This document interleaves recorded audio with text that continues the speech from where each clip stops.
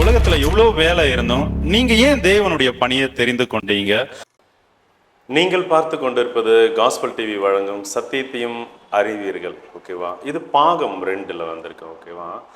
இதனுடைய நோக்கம், இந்த நிகழ்ச்சியினுடைய நோக்கம் உங்கள் எல்லாருக்குமே தெரியும். ஓகே, நம்ம பக்தி விருத்தி அடையும்படிக்கு எல்லார்ட்டையும் 5 கேள்விகள் கேட்போம். ஓகே, பல்வேறு தரப்பான ஊழியர்கள், சர்ச்சுக்குள்ளே மினிஸ்ட்ரி பண்ணுறவங்க, வெளியில் இண்டிவிஜுவல் மினிஸ்ட்ரி, ஓகே, நிறைய தரப்பான ஜனங்களோட பார்க்குறோம். இன்னும் சொன்னால் ஆண்கள், பெண்கள், ஓகே, எல்லா ஊழியர்கிட்டையும் நம்ம இந்த 5 கேள்வி கேட்குறதன் மூலிமா அவங்க கொடுக்குற பதில், அந்த விளக்கம், ஓகேவா, அந்த விளக்கத்தின் வழியாக நம்ம வசனத்தை இன்னும் அறிந்து கொள்றதுக்கு இது ஏதுவாக இருக்குது.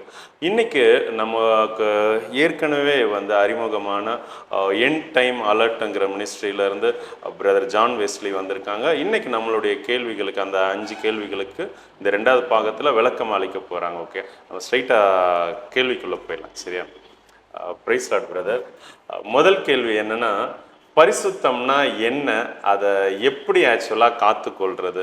இந்த கேள்வி எதுக்குன்னா, நம்ம ஆவிக்குரிய சபைகளில் பரிசுத்தம்ங்கிற வார்த்தை அதிகமாக, ஓகேவா, அந்த வார்த்தை பிரசித்தப்படுத்தி இருக்கு. ஓகே, பெந்தகோஸ்தே சபைனாலே பரிசுத்தம். ஓகே, பட் ஆக்சுவலாக நான் வசனத்தை வாசிக்கும்போது தேவன் என்ன விரும்புகிறாருன்னா, நான் பரிசுத்தராக இருக்கிறது போல நீங்கள் பரிசுத்தராக இருங்க அப்படின்ட்டு. ஓகேவா? அப்போது என்னுடைய பரிசுத்தத்தில் நிலச்சிருங்க சொல்கிறார் இல்லையா? அப்போது நாம் பரிசுத்தமாக இருக்கணும்னாலே அவருடைய பரிசுத்தத்தை நமக்கு தெரிஞ்சிருந்தால் தான் அவருக்கு ஒத்த பரிசுத்தத்தில் இருக்க முடியும். அந்த பரிசுத்தருமே கர்த்தர் தான், நானே பரிசுத்தமாக்குகிற கர்த்தர்னு சொல்லிடுறார். ஓகேவா? அப்போது அவர்கிட்ட தான் பரிசுத்தமாக ஆகணும், அவருக்கு விருப்பமானபடி தான் நாம் பரிசுத்தமாகணும். ஓகே, இப்போது நம்ம நினைக்கிறது பரிசுத்தம் இல்லை, அவர் வேற ஏதோ ஒரு தனக்கு ஒத்த பரிசுத்தத்தை விரும்புகிறாரு இல்லையா? அப்போ அந்த பரிசுத்தம்னா என்னங்கிற ஒரு தெளிவு நீங்கள் கட்டுறது, உங்களுடைய அனுபவத்தில் ஆவியானவர் உங்கள் கூட இடைப்பட்ட காரியங்கள், அந்த பரிசுத்தம்னா என்னன்னு கொஞ்சம் சொல்லிக் கொடுங்க பிரதர். அதே மாதிரி அதை காத்து கொள்றதும் கொஞ்சம் நீங்கள் சொல்லி கொடுத்தா அது நீங்கள் எல்லாருக்குமே யூஸ்ஃபுல்லாக இருக்கும். நீங்கள் கொஞ்சம் சொல்லுங்கள் பிரதர்.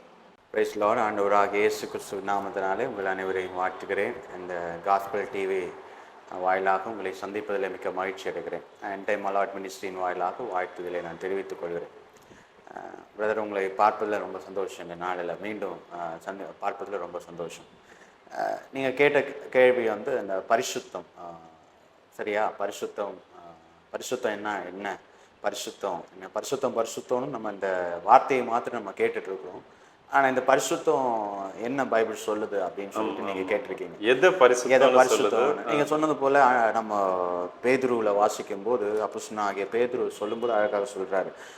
1:16 சொல்லியிருக்கோம், நம்மை அழைத்தவர் பரிசுத்தர் பரிசுத்தர் பரிசுத்தர் பரிசுத்தர் பரிசுத்தர் என்று எழுதி இருக்கிறதே. வசனம் தான் சொல்லுது, நான் பரிசுத்தராக இருக்கிறது போல நீங்களும் பரிசுத்தமாக இருங்கள் அப்படின்னு சொல்லிட்டு. அப்போ ஆண்டவர் நம்ம என்ன சொல்லணும்னா, அந்த பரிசுத்தவாட்டி பரிசுத்தவான்கள் அப்படின்னு நம்ம இந்த தாராளமாக சொல்கிறோம். இப்போ ஆண்டவர் அதை தான் சொல்கிறார், நான் எப்படி பரிசுத்தமாக இருந்தேனோ அதே போல் நீங்களும் பரிசுத்தமாக இருங்கள் அப்படின்னு சொல்லிட்டு சொல்கிறார். பேதுரு எழுதின பொதுவான நிருபத்தில் அழகாக ஒரு வசனம் இருக்கிறது. என்னென்னா 1:14 நீங்கள் முன்னே உங்கள் அறியாமையிலே கொண்டிருந்த இச்சைகளின்படி இனி நடவாமல் கீழ்ப்படுகிற பிள்ளைகளாக இருந்து உங்களை அழைத்தவர் பரிசுத்தராக இருக்கிறது போல நீங்களும் பரிசுத்தமாயிருங்கள் அப்படின்னு சொல்லி அழகாக சொல்லப்பட்டிருக்கு. அப்படின்னா நம்ம பரிசுத்தம்னா முன்பே நம்ம அறியாமையில் கொண்டிருந்த இச்சைகளின்படி இனி நடவாமல், அப்படின்னா நமக்கு இருக்கிற முன்னாடி நம்ம இருந்த இச்சைகளின் பாவ வாழ்க்கையின்படி நம்ம இனி நடவாமல் நம்மை அழைத்தவருடைய அந்த வார்த்தைக்கு கீழ்ப்படுகிற பிள்ளைகளாக இருந்து, இது நம்ம மிகவும் இந்த பரிசுத்தவான்கள்னு சொல்லி இது அவருடைய கட்டளைக்கு கீழ்ப்படுகிற பிள்ளைகள், முன்னே கொண்டிருந்த பாவத்தின்படி இனி இல்லை வாழ்க்கையில். ஏன்னா நம்ம அவரை பெற்றிருக்கோம். ஏன்னா அவர் சொல்ல, நான் பரிசுத்தராக இருக்கிற போல் நீங்கள். வேதத்தில் அழகாக ஆண்டவராக இயேசு கிறிஸ்து சொல்வார் என்னென்னா, உலகத்தின் அதிபதி என்னிடத்தில் வருகிறான், ஆனால் அவனுக்கு என்னிடம் இருந்து எடுத்துக்கொள்ள ஒன்றுமே இல்லை. ஏனென்றால் ஆண்டவர் அவ்வளவு பரிசுத்தமாக இருந்தார். சத்ருவுக்கு அங்கே போய் பண்ணுறதுக்கான ஒரு காரியம் இல்லை. இன்றைக்கு நான் வைக்கிற கேள்வி என்னென்னா, விசுவாசி பரிசுத்தவாட்டி பரிசுத்தவான்கள் நம்ம சொல்கிறோம், நமக்கு அப்படிப்பட்ட காரியங்கள் இருக்கிறது. நம்மளால சொல்ல முடியுமா, சத்ரு என்கிட்ட வந்தால் ஒன்றுமே கிடையாது, நான் அவ்வளோ பரிசுத்தமாக வாழ்கிறேன், என்னை பரிசுத்தமாய் காத்துக்கொள்கிறேன். இல்லை, நம்ம இன்னும் பழைய பாவத்தில் இருந்துட்டு, இச்சைகளில் பாவத்தின் அடிமைத்தனத்தில் இருந்து அதிலிருந்து விடுபடாமல் பரிசுத்தவான்கள் நான் பரிசுத்தமாக இருக்கிறேன்னு சொல்கிறதுல ஒன்றுமே கிடையாது. சுத்தமாய் நம்ம இனி பாவம் கிடையாது. ஹல்லேலூயா. இனி பாவமே கிடையாது, நம்ம அந்த வாழ்வே கிடையாது. நான் மீட்கப்பட்டிருக்கிறேன், ஆண்டவருடைய இரத்தத்தினால கழுவப்பட்டிருக்கிறேன், பரிசுத்தமாக்கப்பட்டிருக்கேன். தான் ஆண்டவர் சொல்கிற அழகாக சொல்கிறது என்னென்னா, அவரை போல பரிசுத்தம், அவரை போல நான் பரிசுத்தம். அந்த பரிசுத்தம் நம்ம இனிமே அந்த வாழ்வு கிடையாது, பாவ வாழ்க்கை கிடையாது. இனிமேல் நான் விட்ட காரியங்களை இனிமேல் டச் பண்ணுறது கிடையாது. இன்னும் அவருடைய வார்த்தைக்கு கீழ்ப்படுகிற ஒரு வாழ்வு. இதுதான் ஆண்டவர் அழகாக நம்ம அந்த பரிசுத்தம் வேண்டும் என்று சொல்லி தான் நம்ம வேதத்தில் அழகாக சொல்லப்பட்டிருக்காங்க. அந்த பரிசுத்தம் தான் பரிசுத்தம்னு சொன்னால் அவர் கீழ்ப்படுதல், பழைய வாழ்வு, விட்ட வாழ்வு, பாவம் இல்லாத ஒரு வாழ்க்கை. இதுதான் நம்ம அழகாக சொல்லப்பட்டிருக்கு. Okay, super pastor, super. அந்த பரிசுத்தத்தை நம்ம எப்படி காத்துக்கொள்றதும் கொஞ்சம் சொல்லிடுங்க பாஸ்டர். ஓகே, இப்போ நீங்கள் சொன்னதுலேருந்து நான் தெரிஞ்சுக்கிட்டேன் பரிசுத்தம்னா என்னன்னா, இப்போ நம்மளுடைய அந்த சுய இச்சையின்படி, ஓகேவா, மாம்ச கிரியைகள் இல்லாமல், இப்போ அதாவது பிசாசு என்னை குற்றப்படுத்தாதபடிக்கு வாழ்கிற வாழ்க்கை பரிசுத்தம் அப்படின்ட்டு அழகாக சொன்னீங்க. இதை வந்து பிசாசு என்னை குற்றப்படுத்தாமல் இருக்கிறதுக்கு எப்படி நம்ம அந்த பரிசுத்தத்தை காத்து கொள்றதுங்கிறதுக்கு கொஞ்சம் டிப்ஸ் கொடுத்தா நல்லா இருக்கும்.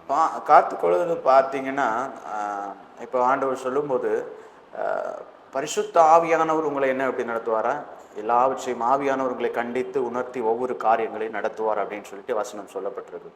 அப்போ நம்ம என்ன செய்யறதுன்னா, அந்த பரிசுத்த ஆவியானுடைய நிறைவு நமக்கு ஒவ்வொரு நாளும் நமக்கு வேணும். இந்த கனெக்ஷன், ஆண்டவரோட கனெக்ஷன் இருக்கும்போது, அப்போ ஆண்டவர் என்ன சொன்னால், நம்ம அவருடைய பிள்ளைகள், அவருடைய பிள்ளைகளாக நம்ம அவரோடு இணைந்து இருக்கும்போது இந்த பாவங்கள் நம்மை மேற்கொள்ள முடியாது, நிச்சயமாக முடியாது. எந்த பாவங்களும் நம்மை நெருங்க முடியாது.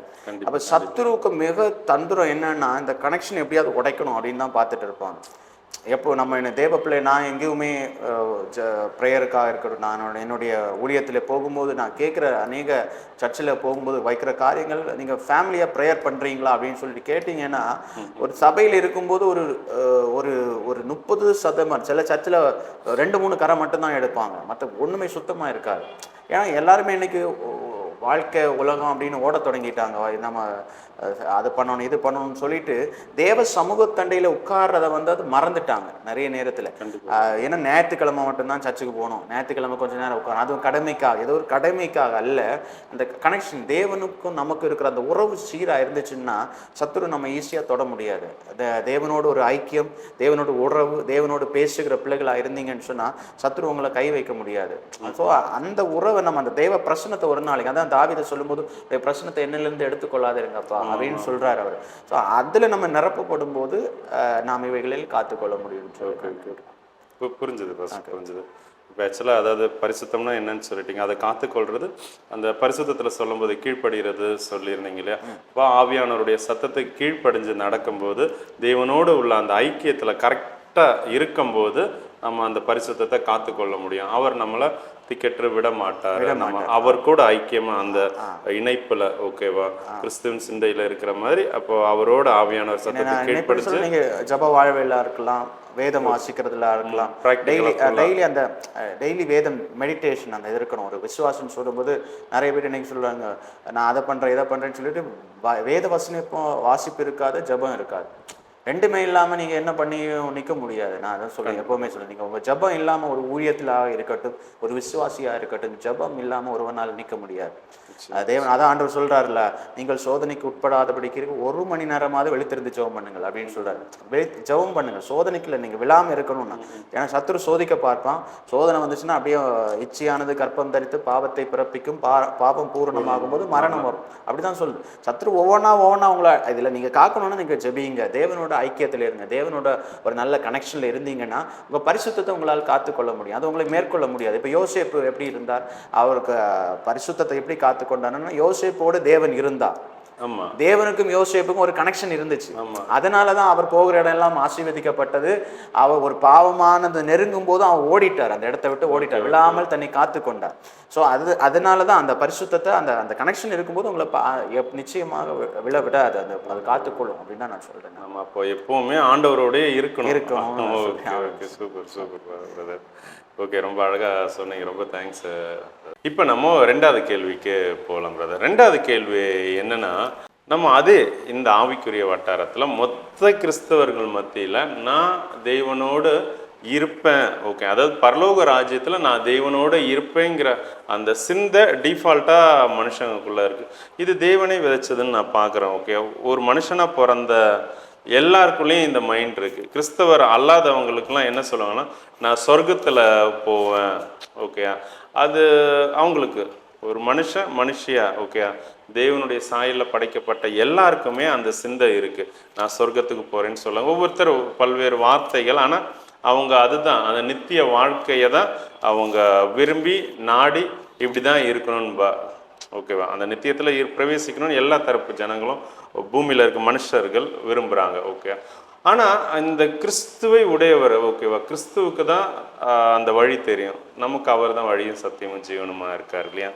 இப்போது நம்ம நினைக்கிறோம் பரலோகத்துக்கு போகணும், அவர் கூட இருக்கணும் ஆசைப்படுறோம், அதில் எந்த தப்பும் இல்லை. ஆனால் பைபிளில் கிறிஸ்து இயேசு தான் முதல்ல பிதாவனோட கூட போனது இல்லையா, பூமிக்கு வந்து மரணத்தை ஜெயிச்சது அவர் தான். ஓகேவா, அதுக்கு முன்னாடி இருந்த எந்த பரிசுத்தவான்களும் மரணத்தை ஜெயிக்கல, அவர் ஜெயிச்சார். நம்ம பார்க்கும்போது வந்து ஏனோக்கு சஞ்சரிக்கப்பட்டு எடுத்துக்கொள்ளப்படுறாரு, அப்புறமா பரலோகத்துக்கு எலியா போகிறாரு, ஓகேவா, கூட்டிகிட்டு போகிறாங்க. நம்ம புதிய ஏற்பாடில் வந்து இயேசு கிறிஸ்து தான், ஓகே, மரணத்தை ஜெயிச்சு போகிறது அவர் ஒருத்தர் தான். ஓகேவா, பிதாவோடைய கூட இருக்கார், வசனத்தின்படி பவுல் நிருபங்களில் சொல்கிறார். ஓகே, அப்போ நாமும் பிதாவுக்கு முன்னாடி இருக்க போகிறோம். ஓகேவா, கிறிஸ்து இயேசுனுடைய சிங்காசனத்தில் நாம் உட்கார போகிறோம். இதுதான் தேவன், பிதாவாகிய தேவன் இருக்கிற இடத்துல நாம் நித்தியம் இருக்க போகிறோம் இல்லையா. இது அவ்வளோ லேசான காரியம் இல்லை. ஆனால் நம்ம கிறிஸ்தவர்கள் மத்தியில் பரலோகத்துக்கு போகிறது ஈஸியாக, நான் பரலோகத்துக்கு போவேன்னு நம்புகிறாங்க. நான் ஒரு சில கொஞ்சம் வயசான அவங்க பார்த்துருக்கேன், அவங்களுக்கு வாயில் துன்மார்க்க வார்த்தைகள் வரும், ஆனாலுமே அவங்க ஜெபிக்கும்போது அந்நிய பாஷை பேசுகிறா, அதெல்லாம் ஓகே, தேவனுக்கு பிரியமில்லாத காரியங்கள் செய்வாங்க. ஆனால் அவங்க இருதயத்துக்குள்ளே நான் பரலோகத்துக்கு போகிறேன், இந்த மாதிரி எண்ணங்கள் தான் இருக்குது. இதை வந்து நான் ரொம்ப தவறுன்னு நினைக்கிறேன். ஓகேவா, ஆக்சுவலாக இது பிசாசு நம்மளை மயக்கி வச்சிருக்கதா நான் பார்க்குறேன் பிரதர். ஓகே, அப்போது உண்மையான வசனத்தின்படி யார் பரலோகத்துக்கு போக முடியும்? அவ்வளோ கோடிக்கணக்கான ஜனங்க இருந்தும் இயேசு கிறிஸ்து மட்டும்தான் போக முடியுது. அப்போது கிறிஸ்து இயேசுனுடைய சாயலை நம்மளை மாற சொல்கிறாரு. ஓகேவா, வசனத்தின்படி என்னென்ன கேரக்டரில் இருந்தால், எப்படி இருந்தால் பரலோகத்துக்கு போகலாம், அப்படி போகிறதுக்கு நாம் இப்போது எப்படி ஆயத்தை பண்ணணும், அந்த ஆயத்த பணியை எப்படி ஸ்டார்ட் பண்ணுறதுன்னு கொஞ்சம் நீங்கள் விளக்கமாக கூட சொன்னீங்கன்னா நாங்கள் எல்லாருக்கும் யூஸ்ஃபுல்லாக இருக்கும். அது கொஞ்சம் சொல்லிக் கொடுங்க பிரதர். பரலோகம் யார் போவாங்க அப்படின்னு சொல்லிடும்போது, நம்ம மத்தேயுல வாசிக்கும்போது ஆண்டவராகிய இயேசு கிறிஸ்து சில காரியங்களை நமக்கு கற்றுத்தர்றாரு. என்னென்னா, ஒன்று பார்த்தீங்கன்னா, நீங்கள் வாசிக்கும்போது 10 கன்னிகளை பற்றி ஆண்டவராகிய இயேசு கிறிஸ்து சொல்கிறாரு அழகா. அதில் 5 பேர் ஆயத்தத்தோடு போனாங்க, 5 பேர் ஆயத்தம் இல்லாமல் போனாங்க. வசனம் தெளிவாக நம்ம அந்த பகுதியை வாசிக்கும் போது என்ன சொல்லுன்னா, ஆயத்தமாக இருந்தவர்கள் அவரோடு கூட அவருடைய இல்லத்தில் போனார்கள் அப்படின்னு சொல்லிட்டு வசனம் சொல்லு. அப்போது நீங்கள் அழைப்பு எல்லாருக்குமே வந்துச்சு. அழைப்பு என்பது 10 பேருக்கும் அழைப்பு, 10 பேருக்கும் அழைப்பு வந்துச்சு. ஏன்னா அழைக்கப்பட்டவர்கள் 10 பேர் வர்றாங்க, நீங்கள் எதிர்கொண்டு போக வரணும்னு சொல்லிட்டு அழைக்கப்பட்டவர்கள் 10 பேர். 10 பேரும் போனாங்க, கரெக்டாக தான் போனாங்க. தீவெட்டிகள் எடுத்து கொண்டு போனாங்க. நீங்கள் அந்த பகுதியை வாசிப்பீங்க, எல்லாருக்கும் இந்த தெரிந்த பகுதி தான். 10 பேருமே தீவெட்டிகள் எடுத்துக்கொண்டு போனாங்க, எண்ணெயும் கொண்டு தான் போனாங்க. 10 பேரும் இப்போ எண்ணெய் ரெடியாக தான் இருக்குது. ஆனால் என்ன வசனம் சொல்லப்பட்டிருக்குன்னா, மணவாளன் வர தாமதமான போது அப்படின்னு சொல்லப்பட்டிருக்கு. அது கொஞ்சம் லேட் ஆயிடுச்சு. இப்போ லேட் ஆனதுனால என்ன செய்யணும்னா, 5 பேருக்கு கையில் இருந்த எண்ணெய் காலி ஆயிடுச்சு. காலி ஆனதுனால இப்போ மணவாளன் இந்த காலியான டைமில் தான் வர்றாரு. எல்லாருமே அசந்து தூங்குறாங்க, வர்றாங்க. ஆனால் இங்கே 5 பேர் என்ன பண்ணியிருக்காங்கன்னா, எக்ஸ்ட்ரா எண்ணெயை வச்சுருந்தாங்க, ஆயத்தத்தோடு இருந்தாங்க. அவங்க எப்போ வந்தாலும் அல்லாட்டா ஆயத்தத்தோடு இருந்தாங்க. இப்போ வசனம் என்ன சொல்லுதுன்னா, ஆயத்தமாக இருந்தவர்கள் அவரோடு கூட என்ட்ரானாங்க, உள்ளே போயிட்டாங்க. அப்போ மற்றவங்க போயிட்டு நான் இனி போயிட்டு ரெடி ஆகிட்டு வரேன் ஆயத்தமானு சொன்னால் அவங்களுக்கு கதவு பூட்டப்பட்டதாக வசனம் சொல்லுது. அப்போ நான் என்ன சொல்ல வரேன்னா, அழைப்பு என்பது எல்லாருக்குமே பொதுவானது. இப்போ ஆண்டவராகிய இயேசு கிறிஸ்து அழைக்கிறார், நீங்கள் வாங்க, மனம் திரும்புங்கள், பரலோக ராஜ்யம் சமீபித்திருக்கிறது, நீங்கள் வாங்கன்னு சொல்லிட்டு அழைப்பு வருகிறது. அழைப்புன்னு சொல்ல நம்ம இன்னைக்கு பிரசங்கங்கள் கேட்குறோம், தாசர்கள் வழியாக அநேக வார்த்தைகளை கேட்குறோம், வேதத்தில் வாசிக்கிறோம்னு சொல்லுவோம். நம்ம ஆண்டவர் நம்மளோடு பேசுவார். அழைப்பு என்பது பொதுவானது. ஆனால் இதில் யார் உள்ளே போக முடியும்னா ஆயத்தம் வேணும். உங்களுக்கு ஆயத்தம் இருந்தீங்கன்னா நீங்கள் என்ட்ரு ஆக முடியும், இல்லைன்னா நம்மளால் என்ட்ரு ஆகவே முடியாது. இன்னும் வேதம் தெளிவாக நமக்கு சொல்லுகிற நிறைய இடத்துல என்ன சொல்லுங்கன்னா, ஒரு இடத்துல அழைக்கிறாங்க, அழைக்கும்போது அதற்கான ஆயத்தமான உடை இல்லாததுனால அவரை தூக்கி வெளியே தள்ளினாங்க வேதம் சொல்லுகிறோம். ஸோ அப்படின்னா உங்களுக்கு கல்யாண வஸ்திரம் இல்லாததுனால அப்போ அந்த உங்களுக்கு ஒரு ஆயத்தம்னு சொல்றது இது கிறிஸ்தவ வாழ்க்கையில். நம்ம என்ன சொல்லுங்க, அழைக்கப்பட்டுட்டோம், நம்ம அழைக்கப்பட்டவர்கள் எல்லாரும் போக முடியாது. அதான் வசனம், ஆயத்தமாக இருக்கிறவங்க மட்டும்தான் போக முடியும். அப்போ ஆயத்தம்னு சொன்னால் நமக்கு என்னென்ன காரியங்கள் வேணும்னு நீங்கள் சொன்னது, விட வேண்டிய காரியத்தை விடணும். அதான் ஆண்டவர் சொல்கிறார்ல, நான் பரிசுத்தராக இருக்கிறது போல நீங்களும் நீங்கள் சொன்ன போல வசனம் வாசிக்கும்போது நான் அழகாக சொல்லப்பட்டிருக்கு, ஒரே ஊற்றிலிருந்து நல்ல மதுரமான தண்ணீரும் வருமா, கசப்பான தண்ணீர் வருமோ அப்படின்னு சொல்லிட்டு ஒரு கேள்வி கேட்கிறாரு. அப்போ ஒளிக்கும் இருளுக்கும் சம்பந்தம் ஏது அப்படின்னு கேட்கிறாரு. தேவனுடைய பிள்ளைகளுக்கும் பேலியாளின் பிள்ளைகளுக்கும் சம்பந்தம் இசைவு ஏது அப்படின்னு கேட்கிறாரு. அப்போ நம்ம அவங்கள விட வித்தியாசமானவர்கள், அழைக்கப்பட்டவர்கள், தேவனால் தெரிந்து கொள்ளப்பட்டவர்களுக்கும் இந்த உலகத்துக்கும் சம்பந்தம் கொஞ்சம் வித்தியாசமா இருக்கணும். இப்போ நீங்க சொன்னது மாதிரி என்னன்னா, நம்ம இங்க வரும்போது சர்ச்சுக்குள்ள வரும்போது சோத்திரம் அல்லேலூயான்னு எல்லாம் சொல்லிட்டு உலகத்தோடு இசைந்து ஒத்த வேஷம் தரிச்சா பரலோக ராஜ்யம் என்ட்ராக முடியாது. நீ இங்கே உட்காந்துட்டு நான் அதான் சொன்னேன்ல, நீங்கள் தசமாவும் கொடுக்கலாம், காணிக்கை கொடுக்கலாம், சர்ச்சையை கட்டி கொடுக்கலாம், நீங்கள் சர்ச்சில் பெரிய ஆளாக இருக்கலாம், டீக்கனாராக இருக்கலாம், போதகராக இருக்கலாம், போதகருடைய பிஷப்பாக இருக்கலாம், பிஷப்போடைய பிள்ளைகளாக இருந்தாலும் அதை வச்சு பரலோக ராஜ்யத்தில் என்ட்ரு ஆக முடியாது. ஒரே ஒன்று, நீங்கள் பாத்திரவானாக இருந்தால், தகுதி உள்ளவர்கள் ஆயத்தமாக இருந்தால் மாத்திரமே என்ட்ரு ஆக முடியும். அதுதான் ஆண்டவர் தெளிவாக சொல்கிறேன். நான் ஒரு வசனம் வாசிக்கிறேன், கொலோசியரில் அழகாக சொல்லப்பட்டிருக்கு. என்னன்னா, கொலோசியர் 3ஆம் அதிகாரத்தில் 5ஆம் வசனம் சொல்லுகிறது, ஆகையால் விபச்சாரம், அசுத்தம், மோகம், துர்ச்சை, விக்கிர ஆராதனை, பொருளாசை ஆகிய இவைகளை பூமியில் உண்டு பண்ணுகிற உங்கள் அவயங்களை அழித்து போடுங்கள். இதெல்லாம் நீங்க கலைந்து விடுங்கள், இதெல்லாம் உங்களுக்கு வேணாம் அப்படின்னு சொல்லி, இதெல்லாம் உங்களுக்கு வேணாம், இதில் முற்காலத்தில் நீங்க இப்படியெல்லாம் இருந்தீங்க, இந்த மாதிரி காரியத்தில் இருந்தீங்க, இதெல்லாம் நீங்க கலைந்து விடுங்கள் அப்படின்னு சொல்றாரு. இன்னொரு இடத்துல நீங்க வாசிக்கும் போது வெளிப்படுத்தல் சுவிசேஷம் அழகாக சொல்லப்பட்டிருக்கும். 21 வெளிப்படுத்தல் 21:8 சொல்லப்பட்டிருக்கும், பயப்படுகிறவர்களும் அவிசுவாசிகளும் அருவருப்பானவர்களும் கொலைபாதகரும் விபச்சாரக்காரரும் சூனியக்காரரும் விக்கிரக ஆராதனைக்காரரும் பொய்யர் அனைவரும் 2ஆம் மரணமாகிய அக்னியும் கந்தகம் எரிகிற கடலிலே தள்ளப்படுவார்கள், பங்கடைவார்கள்.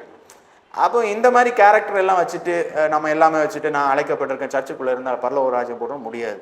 என்னென்னா நம்ம அவரை விசுவாசிக்கணும், அவர் தான் எனக்கு வழி, அவர் இல்லாமல் அதான் அவர் ஆண்டவர், நானே வழியும் சத்தியம், ஒருவனும் என்னை அல்லாமல் யார்கிட்ட பிதாவினிடம் வர முடியாது, அவருடைய என்ட்ரு ஆக முடியாது. அப்போ அவரை விசுவாசிக்கணும். முதல்ல அவர் தான் எனக்கு சொல்ல ஒரே வழி, அவர் தான் விசுவாசிக்கணும். 2வது அவர் சொல்கிறார், நான் பரிசுத்தராக இருக்கிறது போல நீங்களும் பரிசுத்தமாக இருக்கு. அப்போ அந்த பரிசுத்தம் நமக்குள்ளே வரணும், அதை நம்ம காத்துக்கொள்ளணும். 3வது நம்ம ஆயத்தத்தோடு எப்போ வந்தாலும், அதான் ஆண்டவர் ஒரு அழகாக சொல்லப்பட்டிருக்கு. என்னன்னா, ஒரு எஜமான் ஒரு ஆண்டவர் ஒரு பொறுப்பு, ஒரு எஜமான் ஒருத்தனுக்கு பொறுப்பை கொடுத்துட்டு போறாரு. பொறுப்பை கொடுத்துட்டு போகும்போது அவன் பொறுப்பை வாங்கிட்டு அழகாக தான் நல்லா எல்லா வேலையும் செஞ்சுட்டு இருக்கிறான். முதல்ல அழகாக சொல்லப்பட்டிருக்கு, முதல்ல அழகாக தான் செஞ்சுட்டு இருக்கிறான். ஆனால் எஜமான் வர தாமதமான போது அவன் என்ன பண்ணிட்டான்னா, அவனுக்கு சுயரூபங்கள் எல்லாம் வெளிப்படுகிறது. அப்போ சுயரூபம் வெளிப்பட்டதுமே இப்ப என்னன்னா, அப்பதான் அவன் வெளிப்படுது, அவன் எல்லாம் செய்யறான், அவன் எஜமான் சொன்னதுக்கு தாறுமாறா செய்யறான், அவனுடைய சுயரூபங்கள் வெளிப்படும். அந்த டைம் தான் யாரு வர்றது?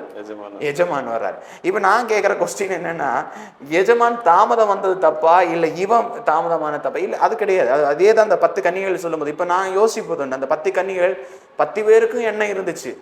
அந்த மணவாளன் கொஞ்சம் சீக்கிரமா வந்திருந்தா அந்த 10 பேரும் போயிருப்பாங்க. இன்னும் சொன்னா அந்த 10 பேருமே ரெஸ்ட் எடுக்கிறாங்க, 10 பேரும் தூக்க தான் செய்யறாங்க. அந்த பிரிப்பரேஷன் நீங்க சொன்ன அந்த ஆயத்தம் இல்ல. 10 பேர் இப்ப இவங்க என்ன சொல்றாங்கன்னா, அவங்களும் தூங்குறாங்களே, நாங்களும். இப்ப சபையில அதுதான் நடந்துட்டு இருக்கு. அவங்க இருக்கான், நான் பண்ண மாட்டாங்க. அவன் ஆயத்தத்தோட இருந்து இருக்கிறான், நீ ஆயத்தம் இல்லாம இருக்கிற. மணவாளன் கரெக்டா டைமுக்கு வந்தா இவங்களும் போயிருப்பாங்க. அது ஒரு சில, நான் இதை படிக்கும்போது யோசிப்பது என்னன்னா, மணவாளன் லேட் ஆனதுனாலதான் இவங்க போக முடியல. இப்ப சீக்கிரம் வந்தா இவங்களும் எண்ணெய் எரிஞ்சிட்டு தான் இருக்கு, எண்ணெய் இருந்துச்சு, லேட் ஆன. இதுதான் விசுவாசி. இந்த சபைக்குள்ள என்ட்ரு ஆகும்போது ரட்சிக்கப்பட்ட உடனே நல்ல ஃபயரா தான் இருக்கும். முடிவு பரியந்தம் நிலைச்சிருக்கும். அவ்வளவுதான், முடிவு பரியந்தம். யாரு முடிச்சா துவக்கம் இல்லை, அந்த முடிவை தான் ஆண்டவர் பார்க்க. முதல்ல ஜபம் இருக்கும், தேவனுக்கு இடப்படுற நேரம் இருக்கும். இப்ப தொட்டா 10 பேய விரட்டுவாங்க. ஆனா அதுல நிலைச்சு நிக்கிறாங்களா? அதான் ஆண்டவர், என்னில் நிலைச்சிருங்க. அப்பதான் நீங்க போக முடியும். அல்லன்னா சின்ன காத்து, ஆண்டவர் சொல்றாருல, சின்ன காத்து வந்து விழுந்துரும். இதான் விசுவாசி பண்ற பெரிய தப்பு என்னன்னா, ஆரம்ப காலத்துக்கு அப்படி நிக்கிறாங்க, தேவனுக்கு நான் பரலோக போவேன், பரலோக ராஜ்யத்தை கட்டும், அதை செய்யும், இதை பண்ணுவேன் என்ன சொல்றாங்க. ஆனா அதுல நிலைச்சிருக்கீங்க. அதை தான் சொல்ல முடியும். நீ நிலைச்சிருந்தா எப்போ வந்து, அதான் ஆண்டவர் சொல்றாரு, திருடன் வருவது போல அவருடைய வருகை எப்போ வேணா இருக்கும். ஆண்டவர் சொல்லிட்டு இந்த நேரத்துல இப்பதான் வருவேன் மகனே நீ ரெடியாரு அப்படின்னு சொல்ல மாட்டார், எப்போ வேணா இருக்கும். ஸோ எப்போ வந்தாலும் நீங்கள் ஆயத்தமாக இருந்தால் பரலோக ராஜ்யம் சொல்லி, இந்த கசப்புகள், வைராக்கியங்கள், விபச்சாரங்கள், வேசித்தனம், விக்கிரக ஆராதனை இதெல்லாம் வச்சுட்டு போக முடியாது. நான் வேசித்தனம் பண்ணுவேன், விக்கிரக ஆராதனை பண்ணுவேன், அதை செய்வேன், இதை பண்ணுவேன்னு சொல்லிட்டு சபைக்குள்ளே இருந்தாலும் சரி, 21 days ஃபாஸ்டிங் போட்டாலும் சரி, வேறு என்ன பண்ணலாலும் சரி தான். அது கிடையாது. ஆண்டவர் சொல்கிறாரு, நீங்கள் பரிசுத்தத்தை காத்துக்கொண்டு ஆயத்தத்தோடு அவருடைய பிள்ளையாக இருக்கிறவங்க மாத்திரமே பரலோக ராஜ்யம் போகுது. ஆண்டவர் சொல்கிறாரு. ரொம்ப தேங்க்ஸ் பிரதர். நீங்கள் சொல்லும்போது அதான் தெளிவாக புரியுது.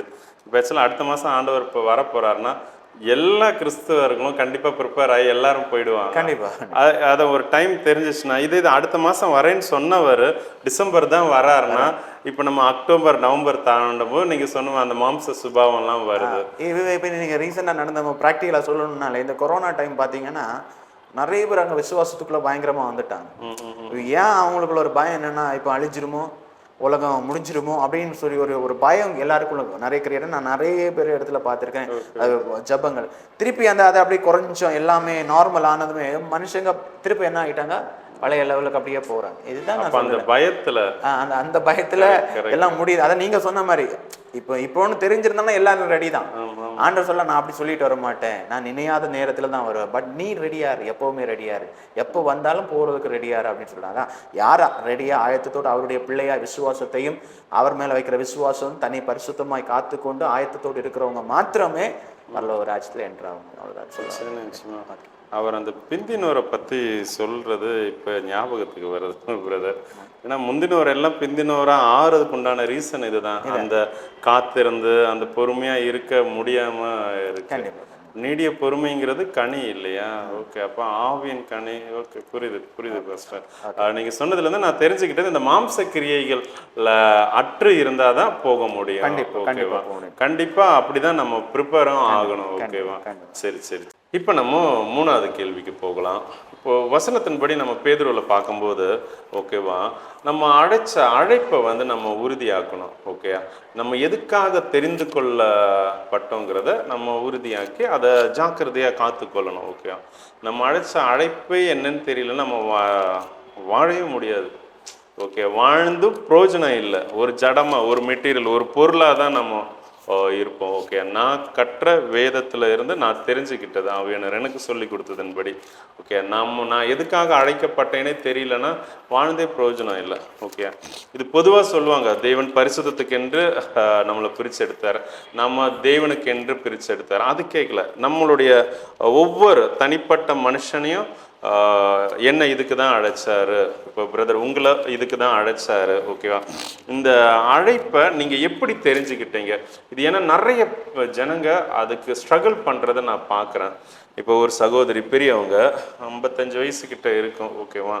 அவங்க சொல்லுவாங்க, ஆரோனை போல அழைச்சாலொழி இந்த கனமான ஊழியத்தை செய்ய முடியாது அப்படின்ட்டு. ஓகேவா? அப்போ புதிய ஏற்பாட்டில் பார்க்கும்போது எல்லாருமே ராஜரீகமான ஆசாரிய கூட்டம். அந்த 1 பேதுரு 2:9 இருக்கட்டும், வெளிப்படுத்தின விசேஷம் 1:5 இருக்கட்டும், நிறைய. ஓகேவா? அப்போது நாம ஆசாரியத்தின் சுவிசேஷம் வந்து எல்லாருமே அறிவிக்கணுமாங்கிறத நீங்கள் கொஞ்சம் சொல்லிக் கொடுங்க. அதே மாதிரி இந்த அழைப்பு, ஒரு மனுஷன் என்ன இதுக்கு தான் அழைச்சாரு. இப்போது புத்தி சொல்கிறதுலையும் போதிக்கிறதுலையும் பகிர்ந்து கொடுக்குறதுலையும் இருக்கணும். அப்போஸ்தலனாக தான் இருக்கணும், சுவிசேஷனாக தான் இருக்கணும், தீர்க்கதரிசியாக தான் இருக்கணும், டீச்சராக இருக்கணும், சர்ச் பாஸ்டர், ஓகே, மெய்ப்பனாக தான் இருக்கணும். ஓகே, அப்போ அதிலேருந்து மாற முடியாது. ஓகே, இங்கே நிறைய மாறி இருக்கிறத பார்க்குறேன். அது இல்லாமல் அப்போது ஊழியர்கள் மாறி இருக்காங்களா, அழைப்பை தாண்டி வேறு இதில் இருக்கும்போது அவங்க சபை ஜனங்களுக்கு கரெக்டான இதை சொல்லி கொடுக்க முடியல. ஓகேவா? இப்போ நீங்கள் எப்படி இதுதான், இப்போ நீங்கள் எவாஞ்சலிஸ்டாக இருக்கீங்க இல்லை பிரதர், இப்போ உங்களுக்கு வந்து சர்ச் மினிஸ்ட்ரியிலன்னு உங்களுக்கு கன்ஃபார்மாக தெரியுது. நீங்கள் அதான் ஏன் சர்ச் ஆரம்பிக்கல, எவாஞ்சலிஸ்ட் மினிஸ்ட்ரி தான் எப்படி தெரிஞ்சுக்கலைங்க? அதுவும் உங்கள் ஊழியத்துடைய அந்த பேர்லேயே வந்துடும், என் டைம் அலர்ட்னு. ஓகே, அப்போது அவ்வளோ உங்களுக்கு தெளிவாக இருக்கு இல்லையா? கடைசி காலத்தை குறித்து தான் பேச போகிறேன், அலர்ட். ஓகே, ஜாக்கிரதையாக இருக்கிறது, ஒரு எச்சரிக்கை, எதை விழிப்புணர்வு கொண்டு வரும்படியாக தான் உங்கள் மினிஸ்ட்ரியே இருக்குது. பேரில் இருந்து தெரிஞ்சுக்கிறோம் இல்லையா? இது எப்படி கண்டுபிடிச்சிங்க? ஆண்டவர் எப்படி சொன்னார்? அதை நீங்கள் எப்படி அதை தெரிஞ்சுக்க முடிஞ்சிச்சு? இப்போ பார்க்குறவங்க எப்படி தெரிஞ்சுக்கிறதுன்னு கொஞ்சம் சொல்லி கொடுங்க. நடுவில் கேட்ட மாதிரி சுவிசேஷம் எல்லாருமே அறிவிக்கணுமா, அது எப்படி அப்படின்ட்டு நீ கொஞ்சம் சொல்லி கொடுங்க பிரதர்.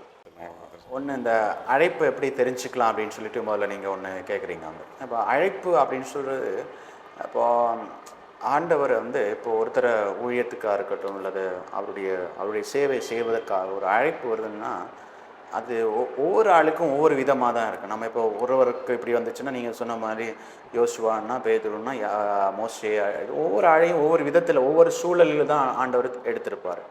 அழைப்பு என்பது சொல்லிட்டு இப்போ காமனாக எல்லாருக்கும் அப்படி இல்லை, எல்லாருக்கும் ஒரு வித்தியாசம். மெயினாக சாரி நடுவில் பேசுகிறதுக்கு, இதில் என்ன ஒரு சிலர்னா, இப்போது உங்கள் கீழே உங்களுக்கு அசிஸ்டண்ட்டாக நான் வந்து ஜாயின் பண்ணுறேன் ஊழிய இதில். இப்போ நான் உங்கள் கூட 5 வருஷம் 10 வருஷம் இருந்துட்டு போகும்போது நான் என்ன பண்ணுவேன், நீங்கள் பண்ணுற அதே மினிஸ்ட்ரி தான் பண்ணுறேன். இப்போ தினகரன் அங்கிளை பார்த்து பிடிக்குதுன்னா அவர் எப்படி மினிஸ்ட்ரி பண்ணுறாரு அதை பார்த்து தான் ஃபாலோ பண்ணுறான்னா, இது ஃபுல்லாக அப்படி தான் பரவி இருக்கு. அதுதான் நான் சொல்ல வரேன். நான் இப்போ என்னென்னா, அந்த அழைப்புன்னு சொல்லி நீங்கள் அந்த அழைப்பை பற்றி கேட்டிருக்கீங்க. இப்போ அழைப்புன்னு சொல்கிறது ஒவ்வொருவருக்கும் தனித்தனியானது.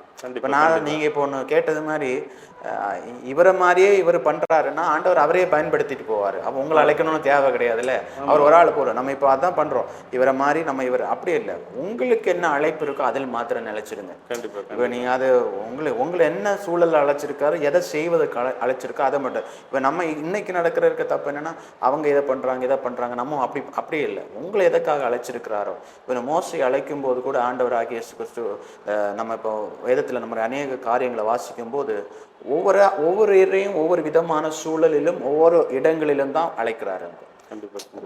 ஒவ்வொரு சூழலிலும் தன்னுடைய சீசர்களை கூடும்போது ஆண்டவர் அப்படிதான் கூப்பிடுறாரு, வா நீ என்ன பின்பற்றி வா அப்படின்னு சொல்லிட்டு, இருக்கிறத போட்டுட்டு வந்துரு, அவ்வளவுதான், நீ அங்க போனா வந்துரு அப்படின்னு தான் கூப்பிடுறாரு. இதை வாசிக்கும் போது நமக்கு என்னன்னா, என்ன இப்படி இருக்கு அப்படின்னு சொல்லிட்டு கேட்கும்போது இல்லை, அழைப்புப்பட்டு அதுதான். நீ இப்போ ஆண்டவருடைய அதுல பார்த்தா நிறைய குணிஞ்சு பேசுறீங்களா? அழைப்புன்னு சொல்றது இடையில கட் பண்ணிக்கோங்க. அழைப்புன்னு சொல்றது அப்படிதான், நீங்க ஆண்டவரை எப்படி அழைக்கிறாரோ அதன்படி கீழ்ப்படிஞ்சு போயிடணும், அவ்வளவுதான். இப்போ மோசையை பார்க்கும்போது ஆண்டவர் நீங்க வாசிக்கும் போது அழகாக இருக்கும். யாத்ராகமத்துல 3 அதிகாரத்துல இருக்கும். முதல்ல மோசையை கூடும்போது அவர் போக மாட்டாரு, ஏன்னா முடியாது நான் அப்படின்னு சொல்றாரு. 2வது, நான் என்னால பேச முடியாது, நான் அதுக்கு தகுதி இல்லைன்னு சொல்றாரு. 3வது, நீங்க வேற யாரும் அனுப்புங்கப்பா அப்படின்னு. வசனம் என்ன சொல்லுதுன்னா, ஆண்டவருக்கு கோபம் உண்டாயிடுச்சு. ஏன்னா அப்ப இவ்வளவு தடவை கூப்பிட்டுட்டே இருக்கிறாருன்னு சொல்லும்போது, இவ்வளவுதான் உன்னை கூப்பிட்டுட்டு இருக்கேனேப்பா, நீ வேணும் தானா உன்னை அழைக்கிறேன். நீ அப்போ மோசை என்ன சொல்றாரு, எனக்கு இதெல்லாம் தகுதி இல்லைப்பா, எனக்கு பேச முடியாதப்பா, எனக்கு வாயை வராதப்பா பேசுக்கு, ஏன்னா அதை செய்வதற்கு தகுதி இல்லை, அதனால நீங்கள் வேற யாரும். நீங்கள் சொன்ன நேரமே சொன்னது போல இன்னைக்கு அநேகர் இப்படி தான் இருக்காங்க. அழைப்பு இருக்கு, ஆனால் என்ன சொல்ல சாக்குப்போக்கு. நம்ம என்ன சொல்கிறோம், எனக்கு இதுக்கெல்லாம் செய்வதற்கு தகுதி இல்லை, எனக்கு இதெல்லாம் போகிறதுக்கு தகுதி இல்லை. இப்போ நான் சமீபத்தில் பேசிட்டு இருக்கும்போது ஒருவர் தான் சொன்னாங்க, எனக்கு செய்யணும்னு வாஞ்சி இருக்கிறது, ஆனால் எனக்கு அதுக்கான தகுதி இல்லை, எனக்கு ஒரு பயம் இருக்கிறது. அப்படி இல்லை, ஆண்டவர் யாரை அழைத்திருக்கிறாரோ அவர்களை தகுதிப்படுத்துவார். அதுதான், நீங்க வந்து ஃபர்ஸ்ட் ஸ்டெப் மட்டும் வச்சா போதும். இப்ப ஆண்டவர் தான் சொல்றாரு, மோசை என்ன சொல்றாருன்னா, நான் போகல, நான் வரமாட்டேன் அப்படின்னு சொல்றாரு. ஆண்டவர் எப்பா வாப்பா அப்படின்னு கூப்பிடுறாரு. அப்புறம் திருப்பின்னு சொல்றாரு, இல்லப்பா நான் வர முடியாது, நான் எல்லாரும் மறக்கடிக்கப்பட்ட மனுஷன், நான் ஒதுங்கி ஓரமா வந்திருக்கேன், ஆளை விட்டுருங்க, அந்த மாதிரிதான் மோசையை பேசுறாரு. அடுத்து ஆண்டவருக்கு ஒரு எப்பா நீ வா, அப்பதான் மோசை சொல்றாரு, வேற யாராவது அனுப்புங்க, நான் தகுதியே இல்லை அப்படின்னு சொல்லுவாங்க. ஆண்டவருக்கு கோபம் உண்டாயிடுச்சு, ஆண்டவர் கோபப்பட்டார் மோசை மேல. அப்பதான் சொல்றாரு, உங்களுடைய சகோதரன் தானே ஆரோன் வர்றாரு, அவன் கூட இருப்பான், நீ போனா போதும். இப்ப நான் என்ன சொல்ல வர்றேன்னா, உங்களை அழைச்சாருன்னா நீங்க போங்க, உங்களுக்கு வேண்டியது எல்லாவற்றையும் தேவன் கொடுத்துருவார். அதான் சொல்ல, உங்களுக்கு பேச வரலையா பேசக்கான ஆளை கொடுப்பாரு, உங்களுக்கு இதை சொல்ல வரலையா அதுக்கான ஆளை கொடுத்துருவாரு. பட் உங்க வேலை என்னன்னா அவருடைய அழைப்புக்கு கீழ்ப்படிச்சு போறதுதான். அவர் சொல்லிட்டார் நான் போறேன். இப்ப யோனாவை பார்க்கும்போது அவர் என்ன சொன்னாருன்னா, ஆண்டவர் ஒரு இடம் போக சொன்னார், இவர் எங்க போனாரு, நேரம் இவர் சொகுசா போலாம் அப்படின்னு சொல்லிட்டு போனாரு. காரணம் என்ன ஆயிடுச்சுன்னா, அங்க அவருக்கு பிரச்சனை வந்துச்சு, தூக்கி எறிஞ்சாங்க, அப்புறம் தான் உணர்வடைகிறாங்க. இன்னைக்கு அநேகர் அப்படிதான், நிறைய பேர் யோனா அதுக்கப்புறம் ஏதாவது ஆண்டவரே நான் போறப்ப அப்படின்னு சொல்லிட்டு டிசிஷன் எடுத்தார். ஆனால் இன்னைக்கு நிறைய அழைப்பு பெற்றவர் என்னன்னா, அடிப்பட்டதுக்கு அப்புறம் உணர்வடையலை. என்னை தேவன் அழைச்சிருக்கிற அது அந்த என்னை அழைக்கிறாரு தேவன், இதை அதை திருப்பி திருப்பி திருப்பி ஆண்டவர் பேசிகிட்டே இருப்பார். உன்னை நீ வேணும் வேணும்னு சொல்லி பேசிகிட்டு இருக்கும்போதும் உணர்வடையில். நான் சமீபத்தில் பேசும்போது ஒருவரை அழைக்கும் போது அவர் போகாமல் இருந்தாராம். அப்புறம் அவர் வேலை செஞ்சுட்டு இருந்தாராம். ஆண்டவர் திருப்பி திருப்பி அழைச்சார், ஆனால் அவர் போகாமல் இருந்தார். அப்புறம் அவர் மிஷினில் வேலை செஞ்சுட்டு இருக்கும், அவர் கை பாதி போகும்போது தான் அவர் கூப்பிட்டாரு, ஏசுவே நான் போகிறேன் அப்படின்னு சொல்லும்போது ஸ்டாப் ஆயிடுச்சு.